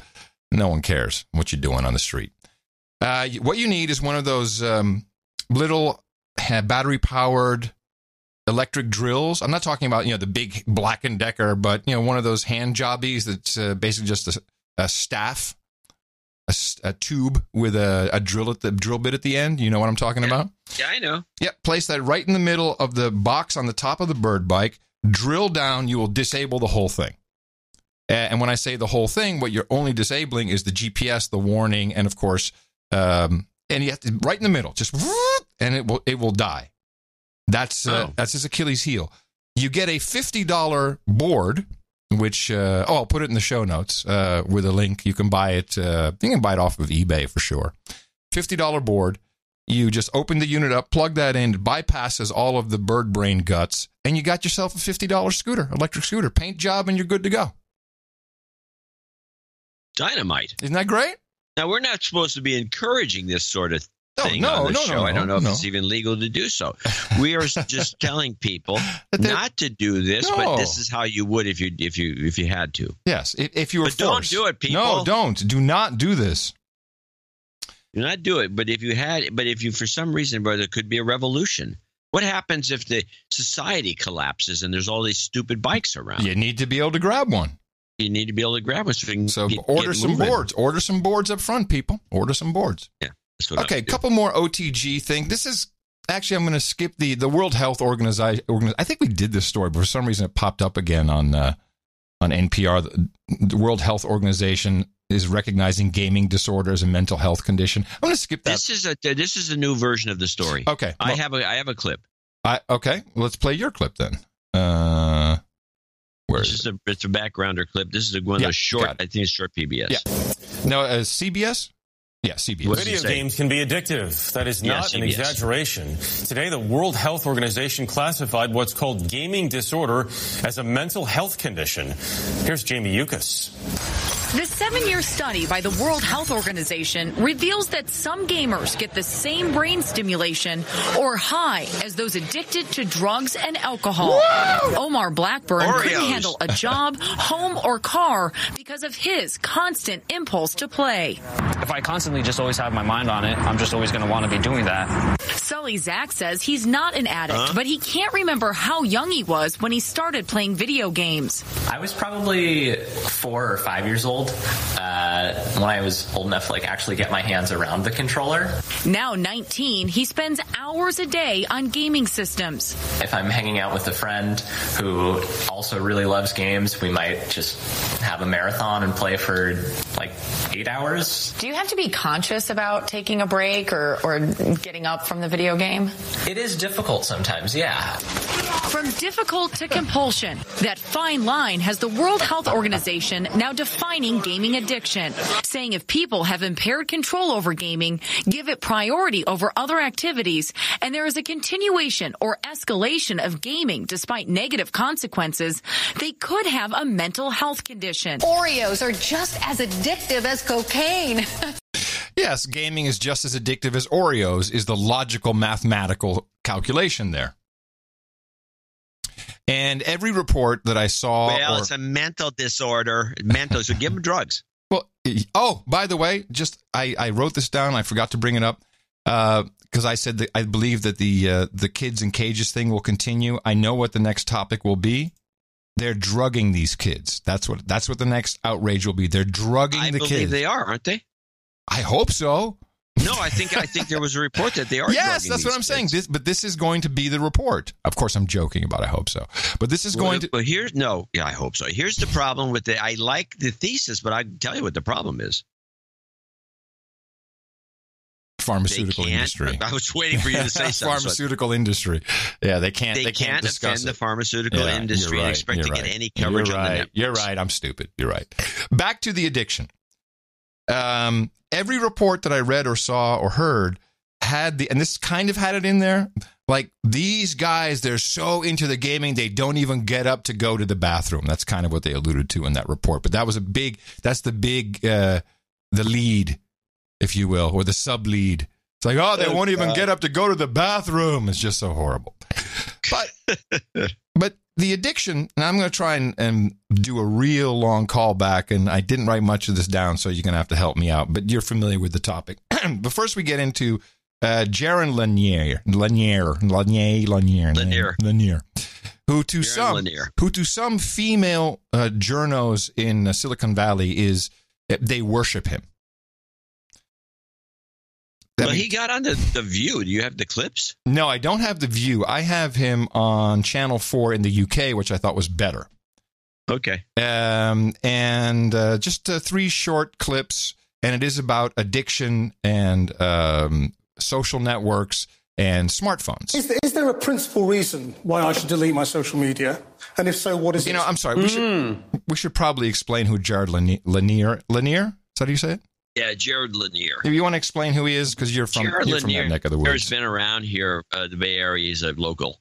And he is the guy who popularized himself by inventing some this is in the 70s, 80s probably, some hands, some robotic like hands where you could stick your hand into these gloves, these famous VR gloves. Mm-hmm. And then you could now do VR. You could do you could do fancy stuff with a VR program, virtual reality program, and the gloves.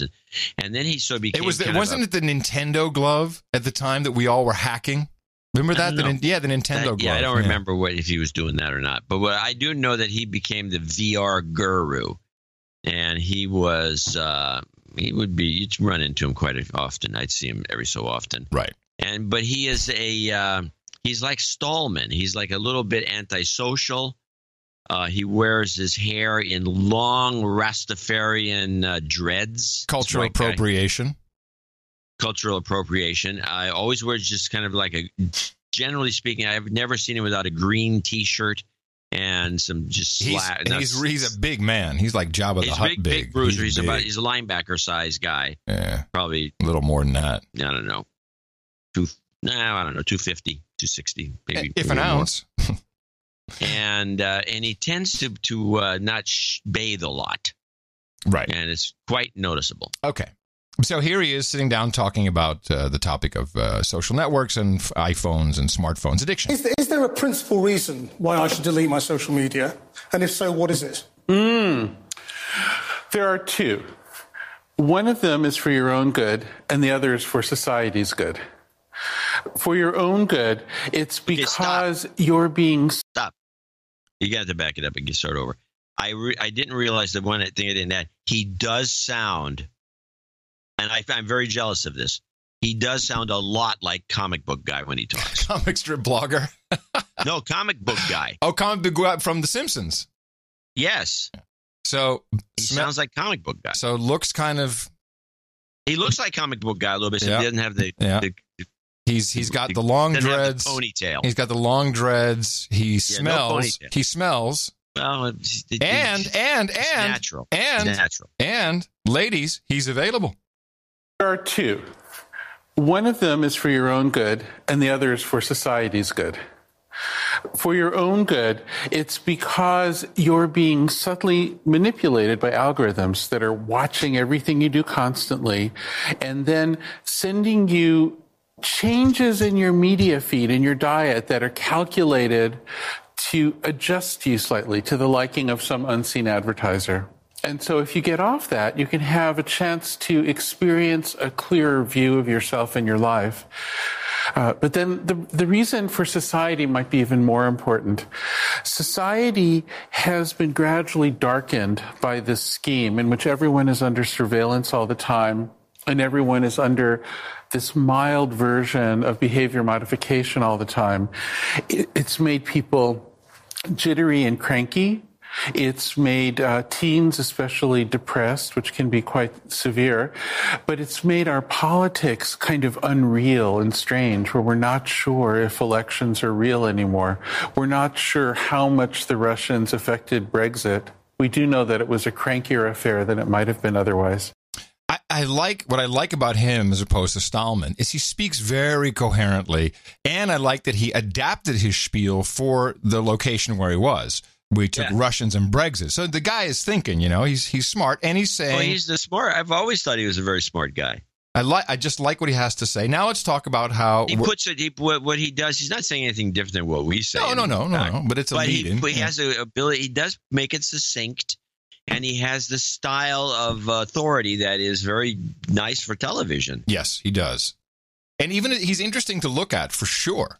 It's like, wow, and because he doesn't come across as nutty...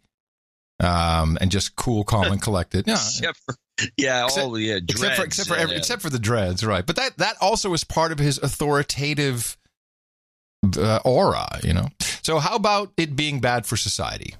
You say it's bad for me as an individual. Is it bad for me because I'm addicted? Have I become chemically hooked? You have. The founders of the great Silicon Valley spying empires like Facebook have publicly... The founders of the great Silicon Valley spying empire. Spying empires, plural. Yeah, that's a good line. I like that. Of the great Silicon Valley spying empires like Facebook have publicly declared that they intentionally included addictive schemes in their designs. Now, we have to say, this is what I would call almost a stealthy addiction. It's a statistical addiction. What it says is, we will get the broad population to use the services a lot. We'll get them hooked through a scheme of rewards and punishment. And the rewards are when you're retweeted. The punishment is when you're treated badly by others online. And then within that, we'll very gradually start to leverage that to change them. So it's this very kind of stealthy manipulation of the population. So it's not as dramatic as a heroin addict or a gambling addict, but it is the same principle. Okay, again, very calm, cool, rational, makes a lot of sense. And the obvious follow-up question is, okay, who's manipulating who and what's going on? But who's doing the manipulating? I mean, there isn't some master sort of Wizard of Oz sitting behind a screen, is there? Well, this is the peculiarity of the situation. The people who run the tech companies like Google and Facebook are not doing the manipulating. They're doing the addicting. But the manipulating, which rides on the back of the addicting, is the paying customer of such a company. So, and many of those customers are not at all bad influences. They might simply be trying to promote their cars or their perfumes or whatever. And indeed, I have sympathy for them because they're concerned that if they don't put money into the system, nobody will know about them anymore. How is it different to just television advertising or billboard advertising or anything else? The difference is the constant feedback loop. So when you watch the television isn't watching you. When you see the billboard isn't seeing you. And vast numbers of people see the same thing on television and see the same billboard. When you use these new designs, social media, search, YouTube, when you see these things, you're being observed constantly, and algorithms are taking that information and changing what you see next. And they're searching and searching and searching, and they're just blind robots. There's no evil genius here until they find those patterns, those little tricks that get you and make you change your behavior. So it was this interview, and I think probably in particular the part earlier where he spoke about the reward and punishment system of social media and smartphones in general. The interactions. Or something. What is he doing this tour for? Oh, I don't even know. But it was in conjunction. In conjunction with a producer who reminded me of something we used to talk about. It's an experiment that was done in a classroom. Sadly, the author of this paper, which I put in the show notes yet again, I used to do it once a year, and it's been several years since we brought this up. It was written in 1998, so you have to take that into mind, but I'm going to bring it into a 2018 version. I'm going to try. It was called the Zen TV experiment. You recall this, John? I vaguely remember. You've talked about it before. Right. Well, really you have to read the entire paper to really appreciate what went into it. But it was a teacher who in his class did an experiment with his kids with television. At the time, really internet was coming and we had the dot-com bubble, but it was still TV was really, really the prevalent delivery method for entertainment and commercialism. I'm going to interrupt you for a quick second. The book is called The Arguments That You Should Delete All Your Social Media Accounts Right Now by Jared Lanier, just came out. Hence the first question of the interview. Makes nothing but sense. Thank you. Well, I got to get that. I want to read what he has to say. I don't think it'll be anything new, but I'm interested. So this teacher did the experiment with his class, and he wanted them to create a paper which would be 4 arguments for the elimination of television. And he said, you need to do these 3 experiments, and then we'll talk about it in the next class. And the first experiment was watch any TV show for 15 minutes with the sound off. The second one was watch any news program for 15 minutes with the sound off. And then the third, and he implored, he said, you really have to do all these experiments, and the timing is important. So we had 15 minutes of just a TV show with the sound off, 15 minutes with a news program with the sound off, and then he asked them to watch the television for 30 minutes with it being, the entire television being off. And a couple of things became apparent in the discussion that ensued. The children were outraged, for obvious reasons. They were outraged that they were made to sit in front of a black screen, a box essentially, for 30 minutes without anything coming out. They thought it was stupid. You wasted my time with this. This is nuts. Of course, after some discussion, they all realized that they probably waste their time. 30 minutes is wasted all kinds of places in the day. But the conclusion is that if this thing does not entertain you, then you get pissed off at it. So without the sound on, it's annoying on a TV show. Without the sound on a news program, it's annoying. But man, it's really annoying when it's just a box, because we are transformed into, and this is not new, we are transformed into an alpha state when we're watching television.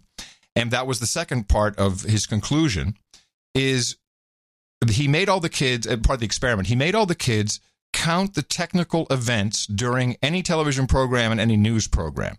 And technical events are a zoom. That's a technical event. It's not something that your eyes don't zoom in real life. Your eyes, you don't also jump from one side of the person to the other while you're listening to them speak. That is all technical event. Something is being built, and you are creating the bridge in your mind. You think you're calmly watching television, but you're not.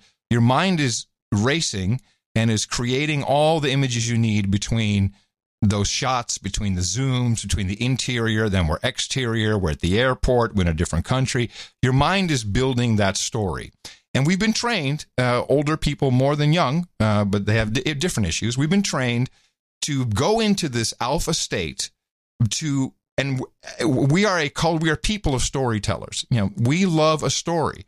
And stories is how everything is communicated. You look how the kid's in cages. You build a story, you promote the story, and people fill in all of the blanks. So this is a fantastic state for you to be in for advertising, particularly if it's a little bit coordinated with whatever you're watching. Almost as an aside, what is interesting about television news, if you're talking about the talking heads on the news channel, there are very few technical events. Sure, they go to a videotape, and then there's someone standing up there, and then they switch to a package. But it's intentionally done that way because then it feels more real. Oh, this is reality. This is not some show that I'm watching where I'm bouncing around. This is a reality taking place. I better pay attention. And the world is, in essence, condensed down to almost no technical events, but you're still building these stories. So that's the essence of that experiment. But what I've been noticing, and with women in particular, Instagram, and it started with Tina, and she scrolls through her Instagram on her iPad, and I say, "Oh, who's that?" Because I'm seeing like some dude, like, "Oh, who's that dude that you're following on Instagram? Who's that hottie you're following on Instagram?" I say, "Oh no, this guy, his family, and they've got a kid, and the kid is doing this," and she has this entire story built, and she follows these people's lives based upon pictures, which we all know, of course, then she knows it too. I mean, on the intellectual level, these pictures, and I'm not singling her out. I think this is really why Instagram is so incredibly popular. Just based upon pictures which are, ginned up, posed, filtered, etc., looks fantastic. Her mind is creating the story. Now, the guy who has the kid, and it's great, and they just got a puppy and everything. I mean, he may be beating his wife behind the scenes. We don't know because, no, seriously, she's building a story, and it's not celebrities. It really isn't. It's, someone who does yoga, someone who cooks in a certain way. They follow the hashtags, but they build these stories in their minds, and that's where we are today. We're very feeble. We're not really all that great at it just yet. But the alpha state that in this experiment, in the Zen TV experiment you're in, when you're watching television, that is the same state you are in when you're looking at your phone, your smartphone. And that is why people look like zombies, because just when you're watching TV with the family or your friends, no borders, no nations, no friends. If you have any left, look to the left and the right while you're watching something on television. It is the same look people have when they're looking at their phones. But the stories, the gaps, video really, it works, but it's really not working as well as the singular pictures. And we are building these narratives in our mind in between all of the pictures. And so when you get these little elements, kids crying, it's not even a picture, it's just audio, kids crying. You see cage, you see all these different things. The narrative that is built in your mind when you're in that alpha state, that is what's being manipulated. And it's being done sometimes not even that subtly, but we are shit at it. We don't know how to control our thoughts. It is so easy to manipulate people in that moment. And that is where I think we're in a very dangerous place, because we're not aware of what's happening. We are literally in a trance when we are on social media and interacting in a social context on our smartphones. So we need to come up with a new version of the Zen phone experiment or something, so we can help people understand exactly what's going on. It's also great, if we were smart enough, we could figure out how to really manipulate people into listening to this show. But I think that's the direction we should go. that's what you're talking about. I'd like to use this knowledge to do that. I want to save you. I want to save mankind. No, there's not a lot of difference between the babies crying in that audio clip and the old time radio where there was the theater of the mind, and you do the same thing. This is not a new phenomenon. No. But what's new? But hold on, before you go there, what's new is remember, if it's not entertaining you, you're pissed off. So when you're looking at this phone, and where's my fucking entertainment? I'm in my alpha state. I'm ready to be entertained. There's a funny meme. Oh, I'm entertained. What? Someone's saying something I don't like. You get pissed off. And this is where the binge culture comes from too, John. Like Serial. There's a perfect example. We want to hear a story. We've been trained into listening and believing stories with the same words. You build two different movies in your head.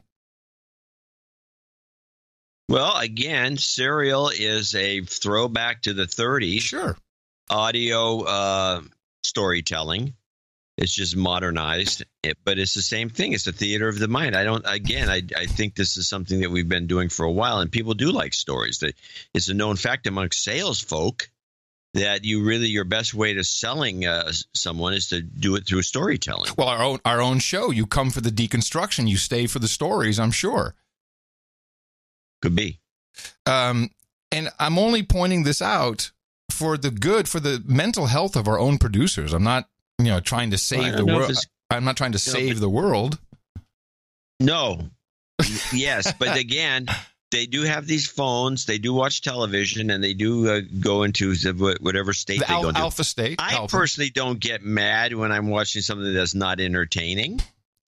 I understand. The difference between the radio plays and television, which have been going on forever, is now the stories are rampant. There's many more stories, and people. This is why I still feel all these mergers. The content that people are creating for television, of course, there's always going to be a demand for that.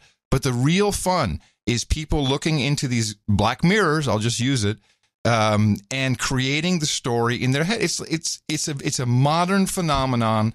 It is different than anything we've seen before when it comes to just creating a story based upon images in serialized fashion, actually, I should say. And it's not celebrities. It's not going to come from Hollywood, I don't think. Long term. This is not tomorrow, but long term. I disagree. Okay. Because I think celebrities are designed for this, to maximize this, and to exploit it more than normal people. And I think the celebrities will always be. If you just look at the numbers on Instagram and you look at the followers for any borderline, I've seen celebrities. If something irks me, I'm on Twitter. I'm going through, I'm seeing somebody saying something, so I check them out.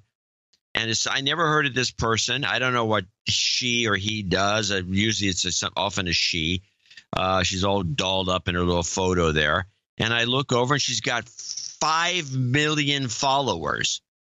And so I look, what is she doing? She said, and she has something. She's an aerobic instructor or something. And it's just, and every once in a while I go check around. I see another nouveau celebrity. They're celebrities and they're exploiting it. They're doing it on purpose because there are people that could be actual celebrities. I should have prefaced as mainstream celebrities, Hollywood celebrities. You're making my point for me. It's the yoga instructor that has. But she's not just a yoga instructor. She's on YouTube. Yeah, but that's not a Hollywood celebrity. I don't see the difference. Okay, it doesn't matter. I just want to get that out, and then I will close out the OTG segment with a native ad. How about that? Not for us, but a native ad that I'm sure ran everywhere across the country. Smart speakers like Google Home and the Amazon Echo are everywhere. From the living room to the kitchen, they're the fastest growing electronic device on the market right now. Alexa, turn on the lights.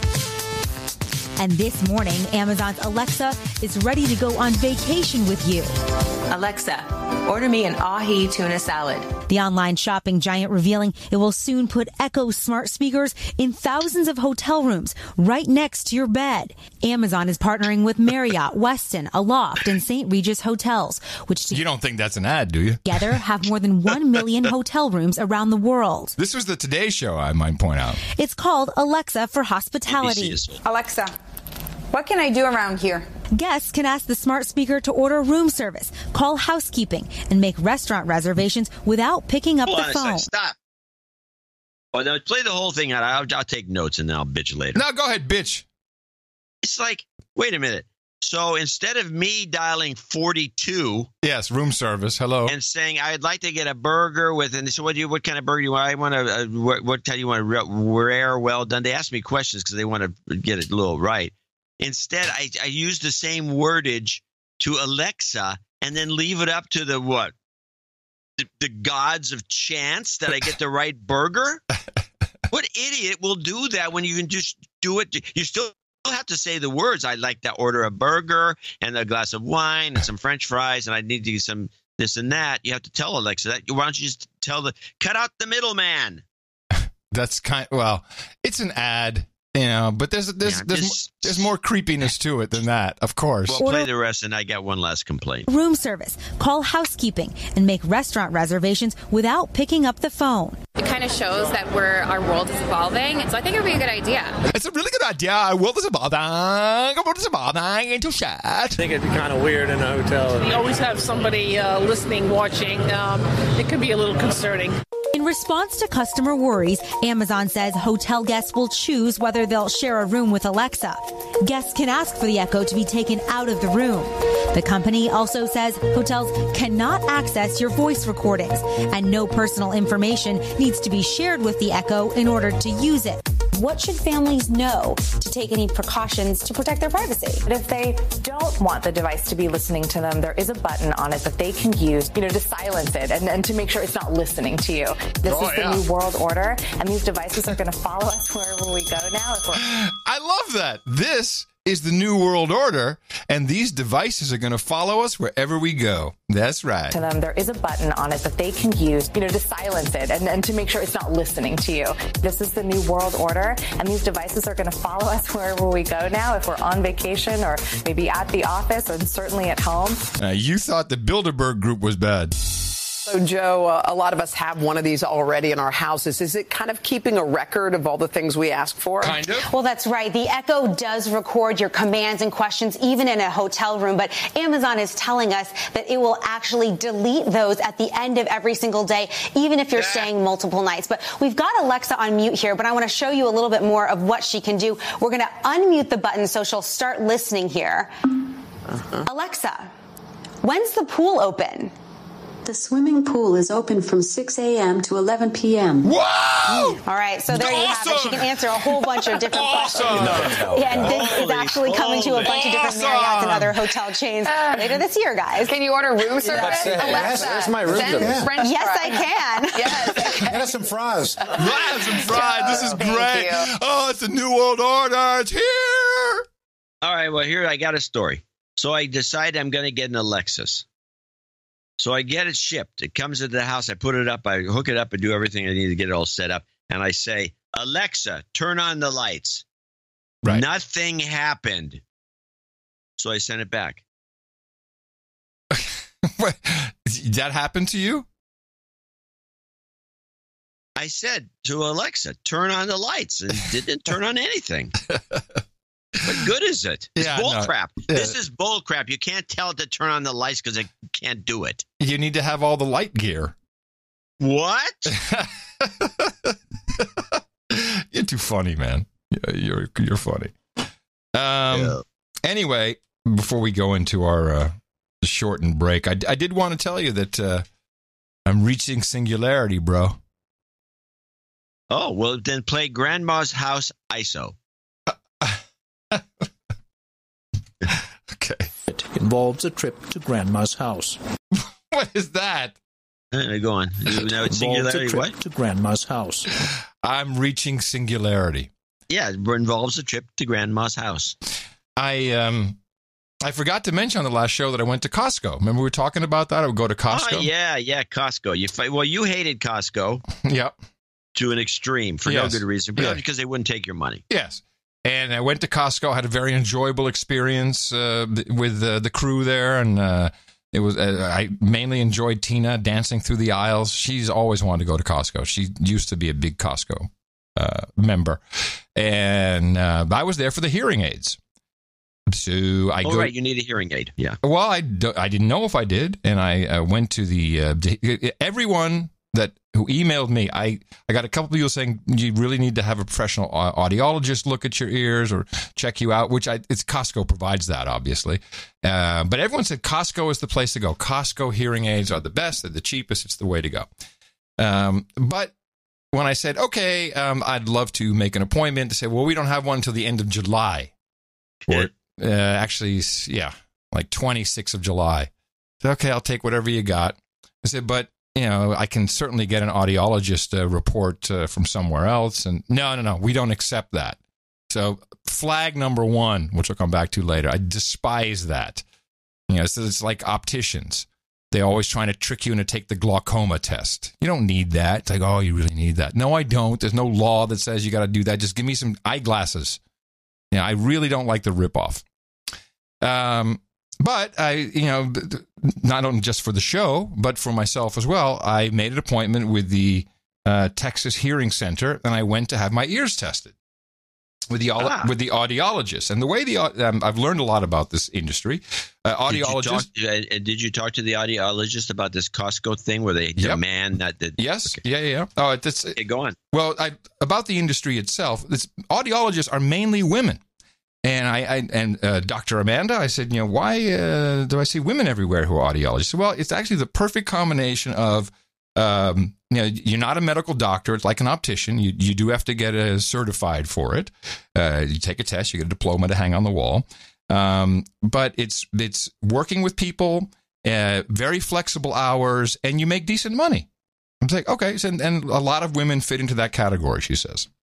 Is that interesting? I talked about the Costco thing. She says, yeah, you'll learn a lot about the prices and people who are charging $5,000, $6,000, $7,000 for newfangled devices. Totally crap. And then we went into the little booth for my test. And I go through the whole thing with the warbles and can you hear these conversations and et cetera, et cetera. And I'd spoken with the doctor before. I said, my main thing is my headphones are super loud. They go to 11. I have an amplifier after the output just to crank it up even more. I have problem hearing. I'm always saying what? I'm always saying, hey, what? Excuse me, pardon me. Could you say that again? I'm sorry, I didn't hear you. And I'm annoyed by myself, and I hate to be in a situation at a certain point where I'm like, I didn't hear it, but I'll just ignore it.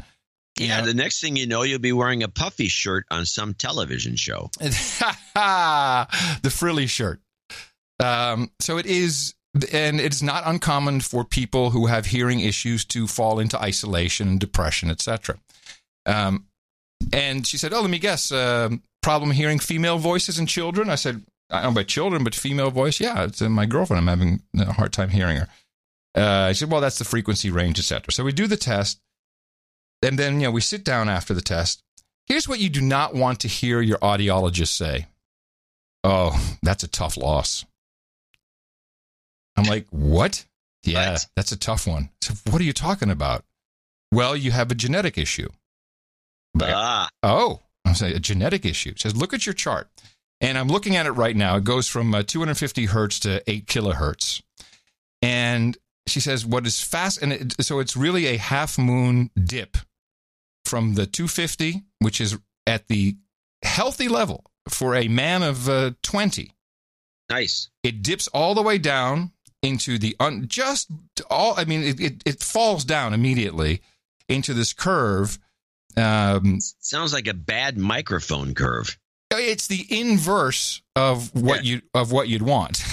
And actually, it's kind of how my EQ settings would be when I'm listening to the radio, where you have the highs up a little bit. Yeah, boost in the middle all the time. I'm always It's probably what accounts for the good sound you create.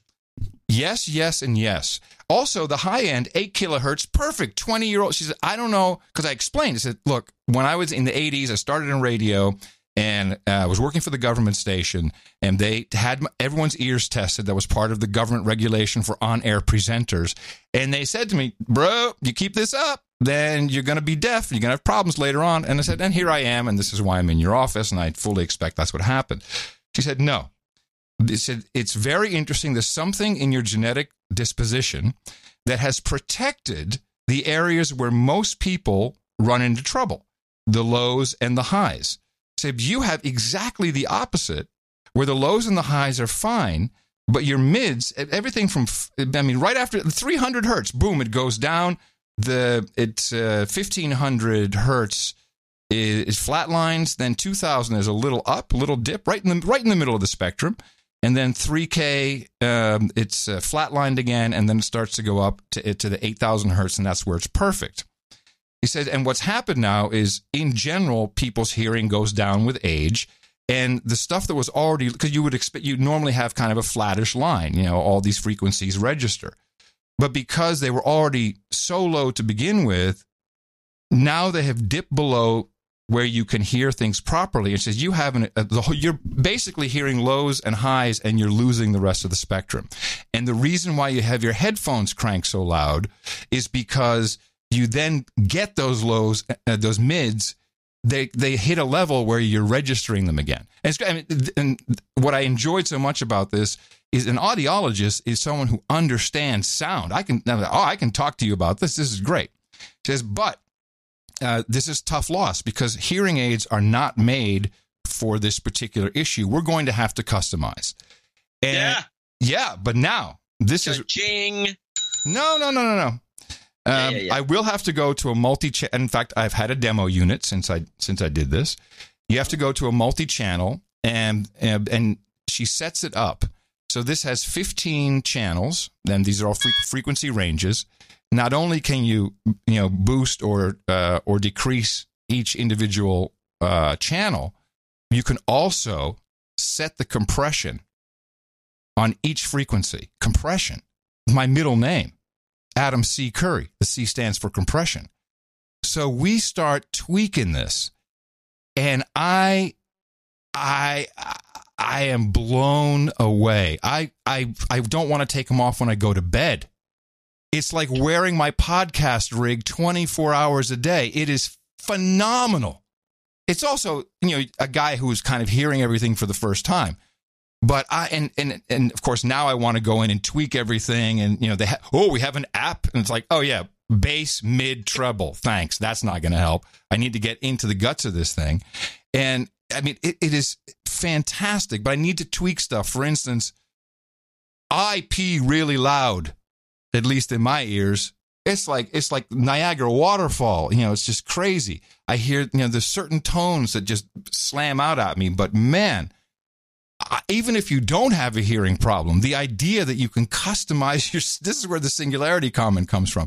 You can customize it is an experience that I hope everyone had. I don't wish you hearing loss, but to be able to tweak this. Now, so then I go looking around.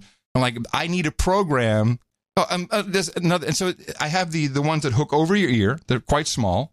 Actually, the Widex is the ones that I'm testing out, WIDEX.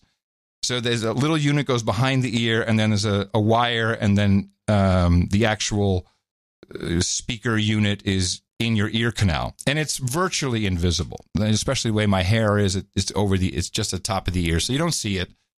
But I want to be able to customize it, and of course that software, and you have to have an induction loop, and there's all kinds of crazy ways to do it. That is only for audiologists. So I'm looking around, I'm experimenting. By the way, they also have Bluetooth, so if you play something that's Bluetooth connected, and the iPhone, which I don't want to carry around, has a whole hearing aid section, and so if your iPhone isn't within reach and you press play, all of a sudden you hear the sound deep embedded in your ear. You never put headphones on or earphones on, and yet you can still hear the room sound. It's a very bizarre effect. But I go looking for how to program these things. And these devices, they don't cost more than $20 to make. Alibaba is filled with them. 48 channels, all kinds. I mean, crazy. Of course, you have to order 10,000 of them, but they're looking at $3 to $5 at huge order numbers. This is a scam of epic proportions. She's looking at $2,800 for it, which is much cheaper than multi-channels I've seen. But then I look at Costco, they've got 48 channels for $1,700, but they're making super bank on this. And I think it's just fascinating how, the DSP has now been put in your ears, and you can really, you can control each microphone individually. It has a little mini array on it. And so you could be sitting in a restaurant. I just want to tune in to what's happening. I want bionic hearing is what I want. And I can tell you it is fantastic. I should have done this much, much earlier. And I am damaged, though. I am a damaged individual. I should start a Patreon because I have a genetic disposition. And it does not work with the headphones. I think that the idea of getting just a layman, not people with bad hearing, but what you suggest, which is getting a set of these and putting in your ear, because kids love this stuff. I remember when I was a kid, they used to have shotgun mics and this big, the ones they use on sports channels where you have a football game. There's a guy with this big, huge dish with a mic in the middle. Yeah. And you can hear the quarterback, grunting. Mm-hmm. And, but the idea of having these things in a restaurant and you're like a spook, I bet you they use these things. And you got a conversation two tables down and you want to just tune into that. Yep, you tune in. Tune everything else out. You could probably do it. And now, last night, it's like, can we turn the TV up just a little bit? I mean, wow, did we go from one end of the spectrum to the other? People are like, it's really loud, Adam. Could you turn the TV down just a little bit? Elisa's banging on the walls. They're like, it's too loud. And now they can't hear it. And I'm sitting there, just perfect. I hear it perfectly. Please, can we turn it up just a little bit? It's really a phenomenal experience. So how long have you been having these things in your ear? I went Tuesday. Yeah, so Tuesday afternoon to this morning. And yeah, I've forgotten that they're on. And it has a cool little voice. If you long press the button behind your ear, it goes party mode, which is my favorite. Party mode. It has music mode. Little Google woman talking to you, who you can also configure different voice. But it's all one chip. It's all based on one chip, or different versions of the chip, and that's just miniaturization. Well, what specific chip are we talking about here? Maybe it's an investment opportunity. DSP chips are a dime a dozen. There's so many of them. When I was doing the Podcaster Pro, I learned all about this stuff. I know how to program them too, and you can basically program them with Arduino code.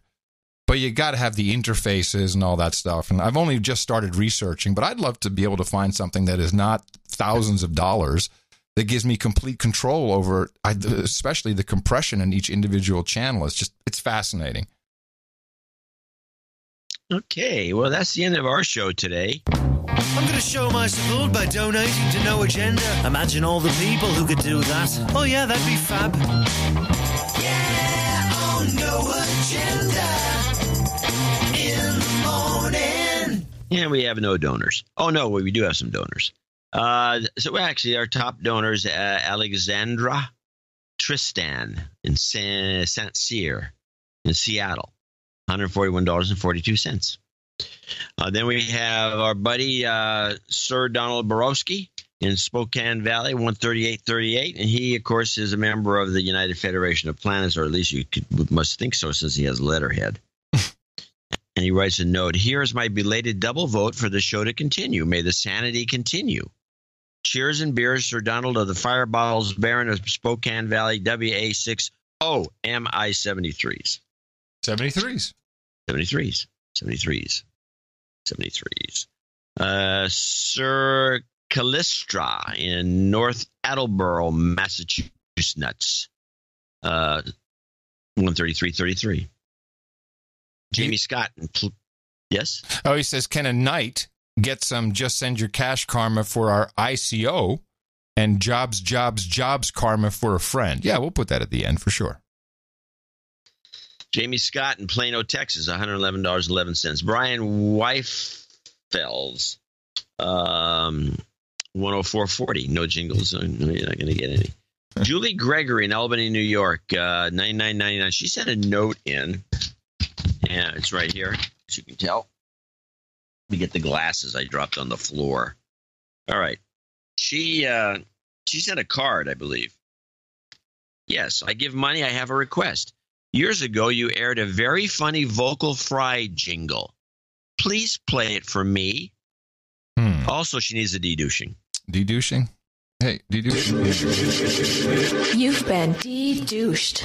A very nice card. But I don't remember that. Let me see. Vocal Fry. I don't remember a jingle. Oh, well, yes, maybe it was this one. In the morning, this is Sir Jeff Smith saying, say no to Vocal Fry. The more you know, in the morning. And there's another one? In the morning. This is Sir Jeff Smith. Okay, that's without the music. And we have the podcast warning.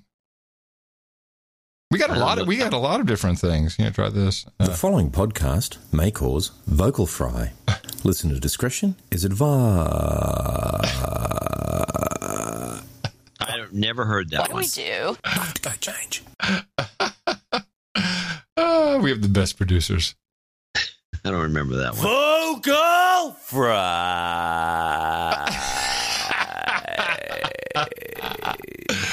Okay, I think we've succeeded. I think you must have covered them all. Pretty much.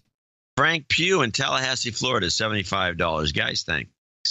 Jonathan Reisman in Maplewood, Missouri, $73.33. 73s. 73s. Kilo Echo 0 India Hotel Tango. He is K. That's what I just said. I just did that. Yeah, I'm trying to break KE0. Okay. Chris Engler, 7306. He's got a birthday. Should be on the birthday list, I hope. He is. Yes, he is. Alan Cavedo III in Midlothian, Virginia, 6789. Donald Napier, 6660.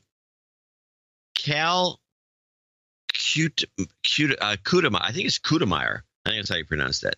Cal Kudemeyer, 5973 in Elk Grove Village. He actually sent something in. That's pretty. If you're Dutch, that's a pretty funny name. Why? Kutemeier. Yeah. It's hard to explain. It's vile. Never mind. It's vile. Oh. Kutemeyer. He's also. He's not a member of the. It sounds like C-word whore. Okay. Got it? He's not a member of the Starfleet, but he did send a letterhead, which I think means we have to read it, from the Holiday Inn, Rolling Meadows, Schaumburg area. Boom. Chicago's ultimate holodome. Oh. What does that mean? I don't know. It sounds good. We should visit. He says, thanks for the great podcast. Just started listening. Went back to October 2016 podcast for great infotainment. I need a de-douching. You've been de-douched. And he's got some requests you can take or leave later in the show. Missile launch, M80, and a little girl, yay. 73s. 73s. Another ham. It was call is in the sign, can. Cal, I think it's Kudemeyer. So we want missile sound effect. Yeah. Little girl, yay. Okay. And an M80, which I don't know if we have one. Of course we have an M80. You want M80? I'll give you M80. The hearing for a man. No, not that one. Sorry. Nice try. Fail. Epic fail. Yeah. Where am I? Oh, Dean Roker, 5510, double nickels on the dime from the Great Britain. Sir Aubrey of the Lower Arkansas in Texarkana, Arkansas, double nickels on the dime. Janetta Jansen in St. Cloud, Minnesota, 5220. Chris Sundberg in Mercer Island, Washington. You got there's a nighting coming up. I hope it's on the, He is on the night list. Mm-hmm. He's a new knight. He sent all his documentation in to prove it. And he sent a long typewritten note. And since this comes to $1,030, I thought it would be worth reading some of it. This is Area 51 plus 38-cent donation completes my path to knighthood, which is not a destination, but merely a stop on our V4V journey. Blockchain accounting for knighthood enclosed. NJNK, no need for a de-douching. I've been a grateful and faithful supporter of the V4V model, value for value, every month since being hit in the mouth after seeing Adam on RT's Kaiser report. Oh, cool. How about that? It did work. It worked. Thank you very much, Chris. That's cool. I look forward to the ceremony coming right up. To say that my stumbling onto No Agenda has been a blessing would be an understatement. Your keen, no-nonsense approach to understanding what is popularly called the news has been a tonic for my mental health. I no longer give a rip what goes on in the M5N, collusion or not. Note to douchebags. Donate now, as we need to build a war chest to cover the added cost when Adam and John are doing the show from assisted living. What do you mean when? As a helicopter pilot, I'd like to be known as Sir Chris, Knight of the Vortex Ring State. Beautiful. Not that you ever want to be in that, but yes. Good one. Vortex Ring, also known as, he could have been Sir Settling with Power, but he wants Vortex Ring. That's good. So that's Chris. Sir Eric VM, the Baronet of the Valley in Van Nuys, California, came in with a 5038. And he says his dad was cool. He didn't get to wish him a happy Father's Day. Sir D.H. Slammer, 5038. Donald Ripple. We have Dame Bang Bang on the list, I hope. Dame Bang Bang, a list for what? Oh, yes, she's on this birthday list. Yep, got it. It says, I don't know if there's all this details on there, or should just say it. All I have is happy birthday to Baronetess Dame Bang Bang from Sir D.H. Slammer, Sir Andrew, Lady Simona, and Master Emmett. We'll do that again in the birthdays in a minute. Donald Ripple in Dresden, Ohio, 5038. Andrew Benz in Imperial, Missouri, 5005. Scott Lavender in Montgomery, Texas, $50. These are $50 donors. Name and location for the few there are. Bad day. Daniel LeBoy in Bath, Michigan. Valerie Steensland. Ryan Cruz. Alexander Diamond in Abbotsford, BC. Sir Other Brother in Norman, Oklahoma. Andrew Gusick in Greensboro, North Carolina. George Wouchet, I guess, Universal City, Texas. And last, Thomas Dillon in Laverne, California. He's got a happy Father's Day up there for, we do have a happy Father's Day call out from Ryan Cruz. Happy Father's Day to our borderline father of the year, Tom Cruise, pronounced like the actor from Ryan, Angie, Silas, and Aubrey.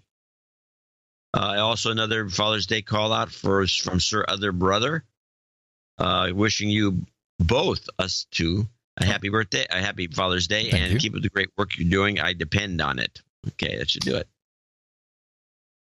That's it? No, we have Andrew. No more call-outs. Huh? No, but I have Andrew Gusick. Yeah.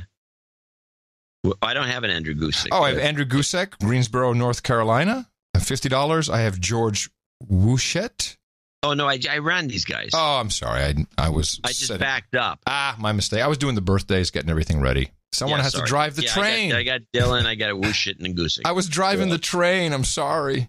Yeah, that's what happens. And I'm sorry about these donations. Are we doing something wrong? Is my question to you. Quick meeting. Oh, quick meeting. Well, let's ask people. We have people that. Oh, really? No. Because that's really, you want to make my email box now horrible? No, I don't want that. Adam@curry.com. I think we do what people ask us to do. Well, I think so too, but apparently they don't. Maybe it's I know what it could be. Off the grid. They hate it. They hate off the grid so much, even though it's useful information. They're so clinging to their devices like the Charlton Heston was clinging to his guns. So they're conflicted.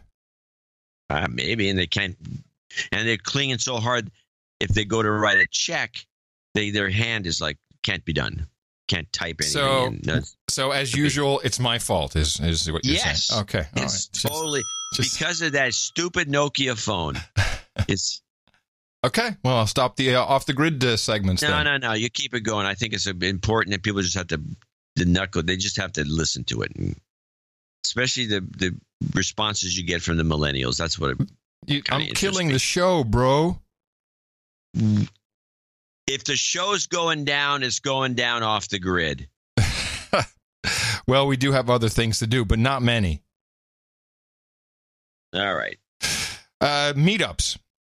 No Agenda Toronto meetup just before the Jordan B. Peterson event in Toronto. 5 o'clock, July 19th at Biff's Bistro. Right across from the Sony Center. Peterson to say, hey, the No Agenda show we should listen to at least once. Yeah, get Jordan Peterson saying, I always listen to the No Agenda show. And have him do it with a British accent, too. That'll be very funny. We also, I believe this may be one of the first, I could be wrong, we have an Israel meetup planned. Very good. I'm happy you guys are taking the Lost Connections advice and getting together. That, Brian? Sorry? Who's in charge of that, Brian? Yeah, Sir Brian of London, Tuesday, the 26th of June, so that's coming up, 6 p.m., and this is one of my favorite, whenever I'm in Tel Aviv, I go to the Dancing Camel. The Dancing Camel? That was at Mossad headquarters. It's a strip club. I don't know. The Dancing Camel in Tel Aviv, Tuesday, June 26, 6 p.m. Free speech event. And he says he will be talking, Sir Brian will be talking about Tommy Robinson. But he says it'll be worth a No Agenda. Oh, I guess he's already there talking about Tommy Robinson, and he wants people to come to. He's promoting his event. Now I get it. All right. Meetup is good if he can do that too. Well, no, fine. Yeah, but he's promoting his free speech event. That's okay. It's Tommy Robinson. We don't cover it much on the show because it's been blacked out. Yeah, well, and there's something very fishy about it. Yeah, there's a lot of fishiness. But actually, Sir Brian of London does regular YouTube updates about Tommy Robinson. He's got a lot of inside scoops. It's very interesting. You can follow. I would defer to the Knight from Israel, the Knight from Tel Aviv for that. That's right. Another show, we hope, coming up on Sunday. Dvorak.org/NA. I know a lot of people want to send blankets or water. Just send your cash. Jobs, jobs, jobs, and jobs. Let's vote for jobs. You've got karma. You know. It's a birthday. Yeah, before we find out what we know, we have a couple of birthdays to take care of. Sir Richard Unterberger says happy birthday to his amazing wife, Lori. And, of course, that's belated. She celebrated on June 14th. Chris Engler turns 45 tomorrow, June 22nd. And Sir D.H. Slammer and the entire family say happy birthday to Dame Bang Bang. And, of course, we do as well. Happy birthday, Dame Bang Bang. And everybody from your buddies here at the best podcast in the universe. It's your birthday, yeah. We have one nighting. You wanted to say something? Yeah. I was thinking about this. Why was the donation so often? It's probably not the OTG. I know what it is. Okay. What's changed? It's not the OTG. You've been doing that forever. It's either my recorder playing, which I have not done recently. You know, this.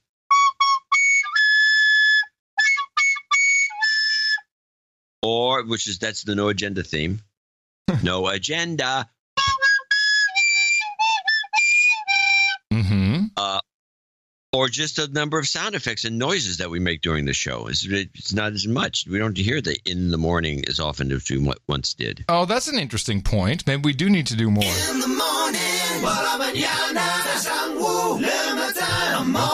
now, play some recorder. Okay, let me hook up. This'll fix it. This'll fix it. Here we go. In the morning, por la mañana, c'est Shangwu. Le matin, I'm morning. Okay. Well, that's a good test. Just like a blues hit. Oh yeah. We'll see how that does in the donations for Sunday. Genius again. They're going to go way up. The brilliance and musical stylings of John C. Dvorak. Yes, the troll room says some of them are saying they are uncontrollably donating at the moment. It is paying off in spades. All right, grab your blade, man. We got to get Chris taken care of here. I got it. Very good. Come on, Chris. Chris Sundberg, step on up.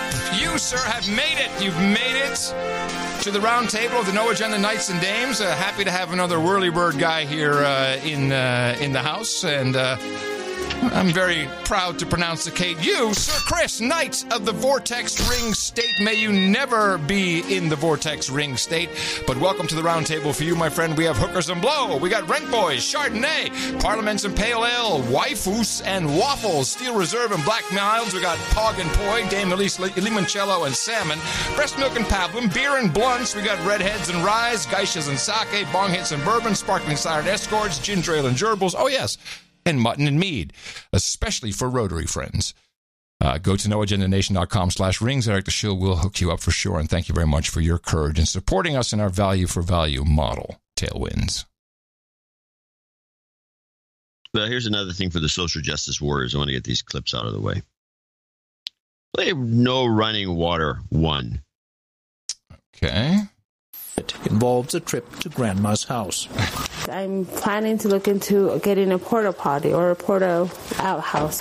As for the shower and the bath, I can't really do anything unless I have a main water line, until I have a septic service and all of that. But like I said, I can't get that. Due to a long waiting list, getting connected to the main water line could take up to 15 years, and it will cost more than $12,000. Although Vicente works full-time, piped-in water is a luxury she cannot afford. For a long time, we've told those people, just wait, infrastructure will catch up with you. Well, infrastructure is not coming. And where was this? Well, that's the question. What third world country? Well, we're all concerned about babies being taken away from their mothers. What third world country is this taking place in? Oh, that's easy. New Jersey. Well, play the rest of it.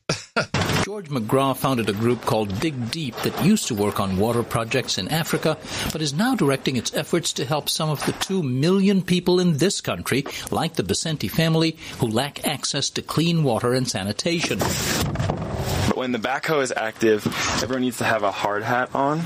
That includes 18,000 homes in the Navajo Nation. Wells are not an option for most homeowners. They're deep, expensive, and there's no guarantee of clean water. Wow, yeah. Wasn't quite New Jersey, but yeah, who cares? Yeah. Who cares? We don't care about that. There's no votes there. Yeah, there's no votes. There already vote Democrat. There's no votes. Yeah, there's nothing extra. No bennies. Oh, who gives a crap? I find that story to be distressing. Hey, did you hear Meghan Markle's dad? Oh, I saw the headline. I saw that it was like a clickbait headline about it. Yes, but total clickbait.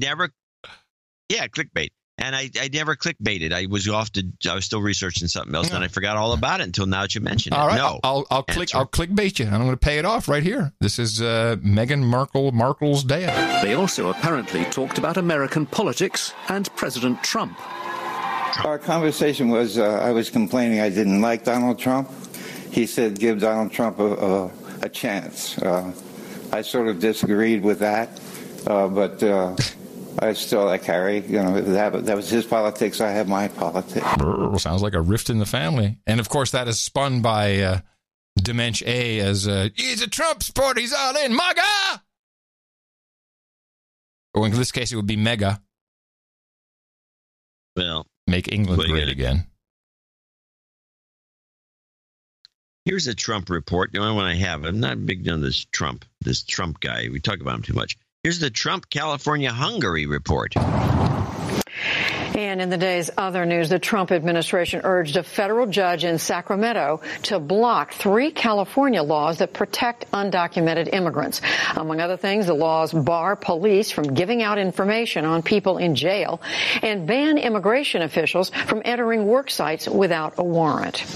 The immigration issue is roiling the European Union as well, and today Hungary intensified its crackdown. Lawmakers there amended the Constitution to say what they call alien population cannot be settled in Hungary. The vote came on World Refugee Day. I like the timing. Timing is everything, isn't it? That's great. Get the Clooney clips ready, because I'd like to know, as we talk about, there's water needs, Navajos need water. There's all these issues going on in the country. None of these social justice warriors care much about. They'd rather be harassing that poor Kristen woman at the restaurant. And what about Clooney? You've got something going on and you need a distraction. Call Clooney. Yeah, really. Call Clooney. Yeah. Where is Clooney? What's going on in South Sudan that Clooney should be fixing? Once he got married, it was all over with him. It was just done. Well, how about this one? Drunk or not drunk? Well, let's play the South Sudan clip first. Oh, you have a South Sudan clip. I'm sorry, I didn't realize you had it. The civil war in South Sudan has created Africa's worst refugee crisis in a quarter century. Today, the president and the leader of the opposition met for the first time in nearly 2 years. The talks took place in nearby Ethiopia amid international efforts to negotiate an end to the 5-year conflict. Oh, please. Unless there's children in cages, who cares? I just found that to be distressing. Not even to mention the Yemen stuff. Yeah. Well, see, I had something. Here's my European clip for today. Juncker, Jean-Claude Juncker, Juncker the Drunker was. Juncker the Drunker. Yeah, this is the drunker not drunk? Yeah, I'm not going to do the jingle because he's drunk. But he goes to Irish Parliament, in government. He's in I guess it's Parliament. And he has some speech. I'm sure it's some Euro Raha BS. And he's drunk. But he plays it off as if he's not drunk. Best ever.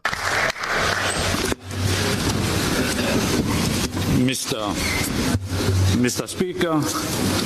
You see, he kind of wobbled onto the stage. He had to get up on the podium. And so he's like kind of wobbling a little bit because he's drunk. Always drunk. Mr. Speaker, Taoiseach, other members, I have some difficulties to walk. I'm not drunk. I have a sciatica. I would prefer to be drunk. So he says, I have sciatica. I'm not drunk. I would prefer to be drunk. Perfect. He would. He was. He was just drunk. He would. He likes to be drunk. It's just the way he is. Yeah, it's okay. As long as you don't try to... That's why he's Juncker the drunker. Just don't try to run anything. But okay, he's doing that. And the National Academies are all on board with you, John? National Academies? What are the National Academies? They're a big deal, aren't they? Are they government? The National Academies? Yes. Yeah, they're a big deal. They're the National Academies. Well, what are they? Who runs them? What is the National Academy? They're run by boards of directors. Okay. Is it a government thing? I don't know. Now you got to make me look it up. No, I'm sorry. Well, no, it's okay. I need to. I should know this. You're right. It's just like you're making me look like a moron, and I'm not trying to make you. I'm not making you look like a moron. You're flute playing. That's what makes you look like a moron. No, the line is you missed the line. The line is, I screwed it up. I'm not making you look. You're doing a fine job on your own. Yes, I messed it up. I'm sorry. While you're looking that up, this is a report. It's their own video from the National Academies. #Science2. As a country, we have woken up to the ways women's lives are impacted by sexual harassment. the time has come to focus on academic institutions, especially in male-dominated fields like science, engineering, and medicine. Together, we can do better by creating a climate that discourages all forms of sexual harassment, including sexual coercion, unwanted sexual attention, and gender harassment. Research shows that we must do more than attend occasional training sessions and review vague policies and procedures. Here is what we need to do. 1. Integrate values into the system. Policies and procedures must embody the institutional values of diversity, inclusion, and respect, especially for hiring, promotion, and tenure decision-making. 2. Change the power dynamics. With funding, research focus, and professional reputation wrapped up in a single advisor-trainee relationship, the potential for abuse is too high. Institutions need to diffuse these dependencies by encouraging advisor networks and provide independent funding so students and trainees have options. 3. Support targets of sexual harassment. Many women don't report sexual harassment because they fear it will hurt them in their careers, and it does. Institutions must do more to support targets by providing alternative ways to access support services, record information about an incident, and report an incident without fear of retaliation. 4. Improve transparency and accountability. While still respecting people's privacy, institutions need to make their communities aware of the consequences sexual harassers will face and demonstrate that the institution investigates incidents and holds people accountable. Now is the time for institutions to take action.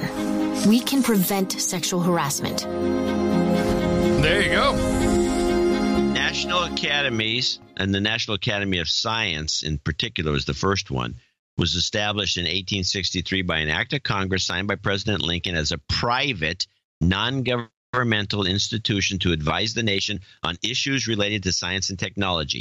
Members are elected by their peers for outstanding contributions to research. Marcia McNutt, who I believe is a Democrat, is the president. And then you have the National Academy of Engineering and the National Academy of Medicine. All together, they form the National Academies, plural, which is what we're dealing with here. Well, they this have NGO, this government-approved NGO. Looks like a propaganda operation. Well, this is the going after science and academics. They're going after them. Well, going after the men. Oh, yeah, they're going after the men. What do you mean they're going after men? them? Yeah. I said war on men. War on men. I love it. It was science, engineering, and medicine. I thought it was going to be STEM, science, engineering. It's STEM. That's not a good one. How about science, engineering, medicine, electronics, and networking? That would be a better acronym. But, yeah, who am I? I have 2 more clips. You got anything you want to get out of the way?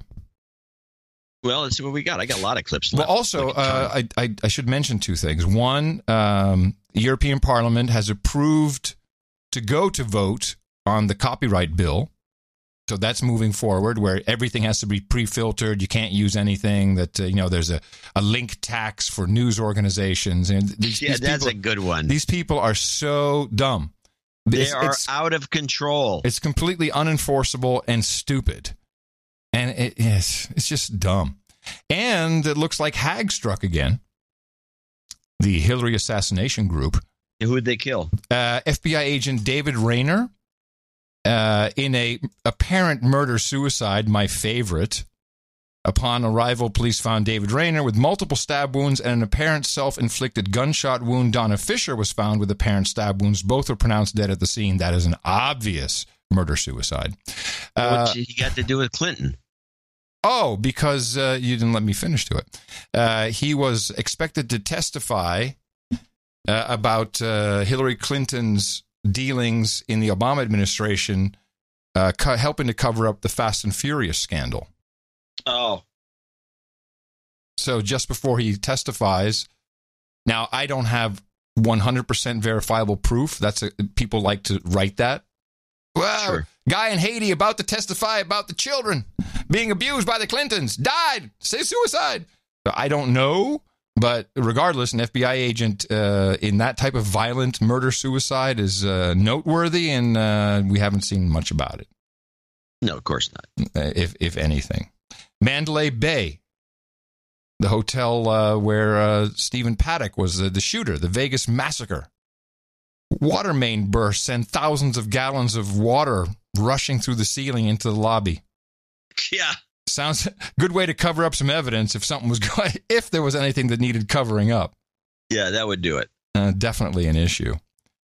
And I had a question. I don't really have World Cup fever because there's just too much stuff going on. And World Cup fever. Is the UK still in? I think they are. I think they won some match they weren't expected to win. I'm looking at the troll room if they're still in, because from a geopolitical standpoint, it would be very interesting to have a Brexit final. Ooh. Right?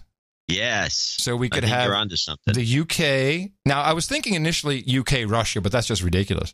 No, that's not Brexit. No, it's not. It's not. But that's when Russians will get kicked out. It'll be. Germany's not eliminated yet, so it could be UK, Germany, UK, France. I mean, England, Germany. Are you kidding me? That I would have the fever for that. That would be the quintessential Brexit match. Yeah, and you know who'd win? Yeah, Germany, of course. Of course, of course. We know how that. Well, their Mannschaft are not to be, are forced to be reckoned with, but still, that would be beautiful. I would, if I was programming this thing, and someone is. I would go with that route. Okay, well, I got one more clip that I can play. Okay. I got a couple clips, but it can be moved. Okay. But I do want to play this one. Oh, I guess you have two. Let's play the two clips. I got All one, right. which is the electrification of Norway's very interesting clip. It's like they're really thinking that we can have passenger flights, passenger planes. Oh, everything's going to be battery operated? Yeah. Fantastic. A new battery-powered plane has taken to the skies over Norway. Oh, do they report in this one the battery-powered plane that just crashed and killed its two occupants? No. Oh, gee. Of course not. It's part of the nation's bid to tackle climate change and air pollution. Our environment analyst, Roger Harabin, has been to Norway to find out more. Flying, the worst thing you're likely to do for the climate, all those CO2 emissions. Is this an answer in Norway? The pollution-free plane, powered by batteries. Getting into this thing is a feat of human origami. She's tiny, but bigger electric planes are coming as technology improves. They're quiet, with no exhaust. Norway aims to have all its short-haul flights battery-powered by 2040. Norway's boats are going electric too as part of the battle against climate change. This battery-powered boat is faster than a normal ferry, with two big advantages. No exhaust, no noise. The batteries are hidden below decks. In future, all Norway's ferries will look like this. Norway's also subsidising electric cars. It's cheaper to buy, to run and to maintain, and it's good for the environment. No conventional cars will be sold in the country after 2025. That's way sooner than the 2040 date proposed by countries like France and the UK. So are Norwegians environmental saints? No, they're not. In winter, they fly long haul for the sun, and they're rich from oil and gas. But the lead Norway's setting on electric transport is creating a real buzz. Roger Harabin, BBC News, Oslo. I don't know if it was really that interesting. And Well, a couple of things. Yeah. Well, it probably was better to watch it. A couple of things. This woman, she just bought the electric car. She says they're cheaper to buy, to run, and to maintain. But just the couple of sentences before that said that they were subsidized by the government. Well, yeah, they're yes. cheaper to buy if you're getting them for free. Yeah. The whole thing is a scam. Yeah. Okay, well, this is interesting. This is the drinking and cancer clip, and then I'm done. News tonight about alcohol and cancer. A new study shows that the risk of cancer is actually lowest in light drinkers, people who consume between 1 and 5 drinks per week. The risk is actually lower than those who rarely or never drink at all. Oh, man. Now what? My ears are shot. My eyes are shot. I'm going to get cancer. You drink? Barely. Yeah, well, barely. You don't have a collection of stuff to drink. That's the problem. I don't have. No, it's true. Whenever I collect stuff, then I drink it all. All right, you can choose. I have a kind of funny Obama clip or a Tucker Carlson being a douchebag while someone is saying interesting clip. Let's go with Obama. Okay. This is from Discovery. It's a podcast, which is always our favorite. And who owns Discovery? I remember a while back they were buying up a lot of stuff. They bought a private company. It's a traded stock. So it's not. It's a public company. Yeah, I think so. Okay. Unless somebody else owns. Could be. It's possible they got bought out. Oh, wait a minute. Oh, yes, I remember now. Yeah, Discovery. They have a big. They do a lot of reports and stuff for the government. It's not pertinent to this clip, but they have a podcast. I think they bought a podcast company. Didn't they buy what's his face's podcast company? I have no idea. Yeah, Discovery or someone bought it. This is the podcast Discover Science. And there was an interesting experiment that was done. And for this to be Discovery was what made it that much funnier to me. With sheep and President Obama. Just a couple of months ago, results were announced from a facial recognition study involving Barack Obama. Good evening, everybody. And some sheep. And by the way, I didn't edit that. That's the way their podcast is put together, which I think is... Yeah, I'm assuming you didn't sweeten it. Oh, yeah, it's snappy, though. I like it. Just a couple of months ago, results were announced from a facial recognition study involving Barack Obama. Good evening, everybody. And some sheep. And this is the lead researcher, neuroscientist Francisca Knoll from the University of Cambridge. One of our sheep would be called in and it would then enter a corridor that leads to two screens. And on those two screens, two pictures would be coming up. So, for example, Barack Obama.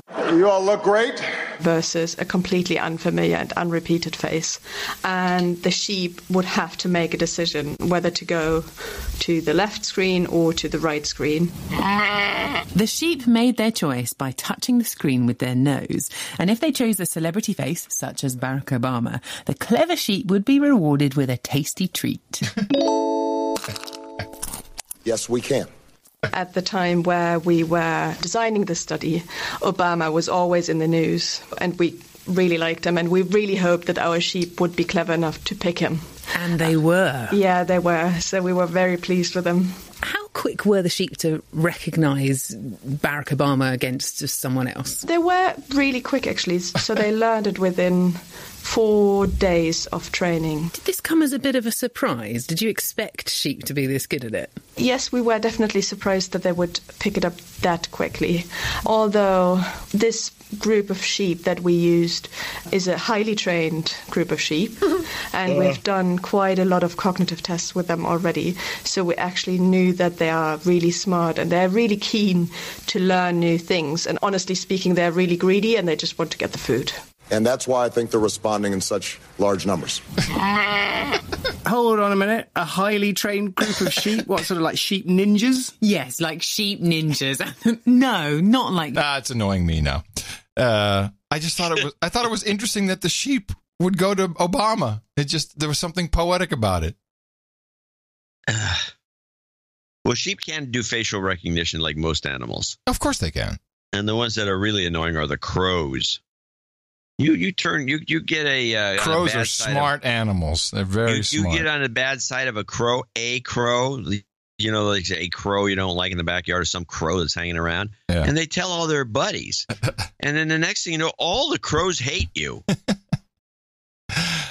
For a Sunday show, I'm going to move it once again.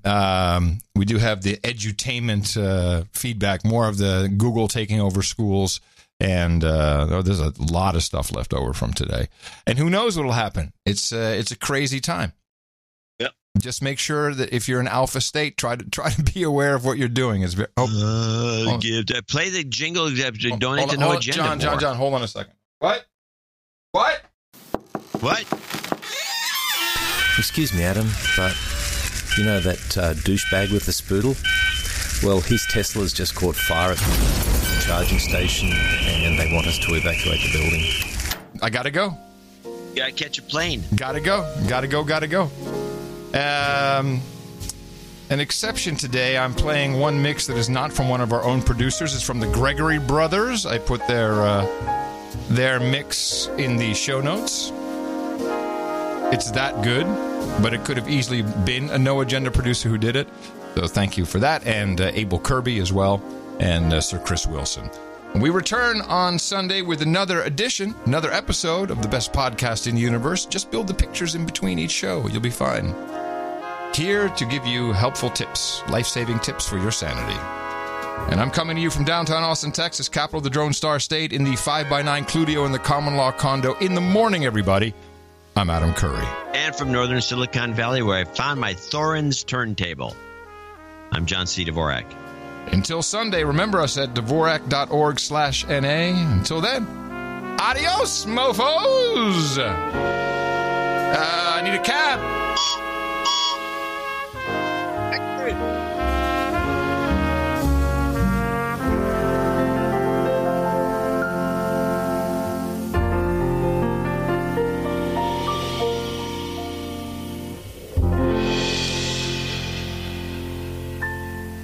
This scourge of these bikes and these scooters, particularly in Austin. Bicycle, bicycle, bicycle. They just dump it into a city. Just dump it. Bicycle, bicycle, bicycle. I want to dump my bicycle. I want to dump my bike. I want to dump my bicycle. I want to dump it where I like. Not enough of them are getting hit on the road, which is what really needs to happen. We need some people dying before we can get rid of this plague. It's just this plague.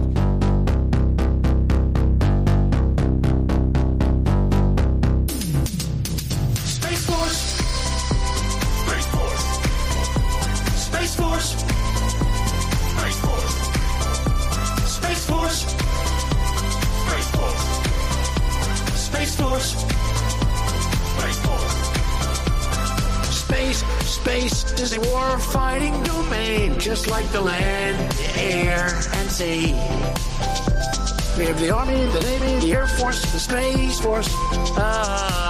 My new national strategy could be Space Force, Space Force, Space Force, Space Force, Space Force, Space Force,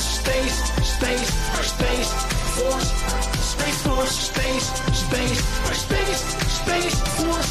We're doing a tremendous amount of work in space. I said maybe we need a new force. We'll call it the Space Force. And I was not really serious. And then I said, what a great idea. Tremendous. Space Force, Space Force, Space Force, Space Force, Space Force, Space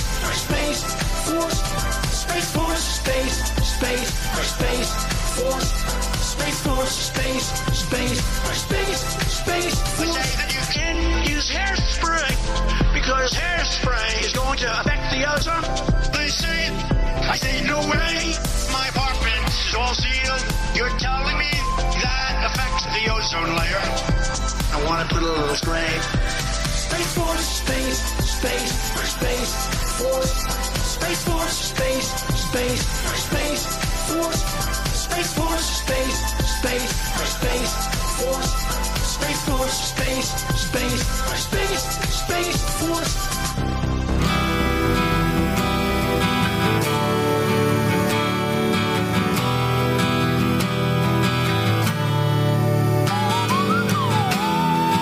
Shells in white cheddar,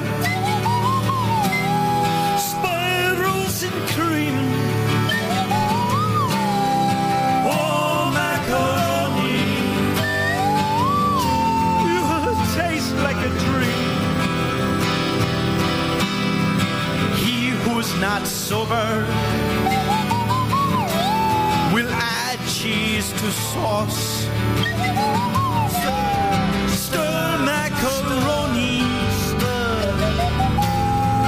Whatever the cost, I love you. Oh, I love you.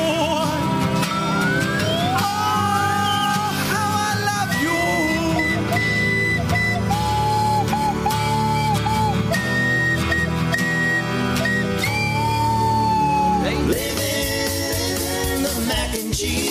Mac and Cheese by Ayn Rand.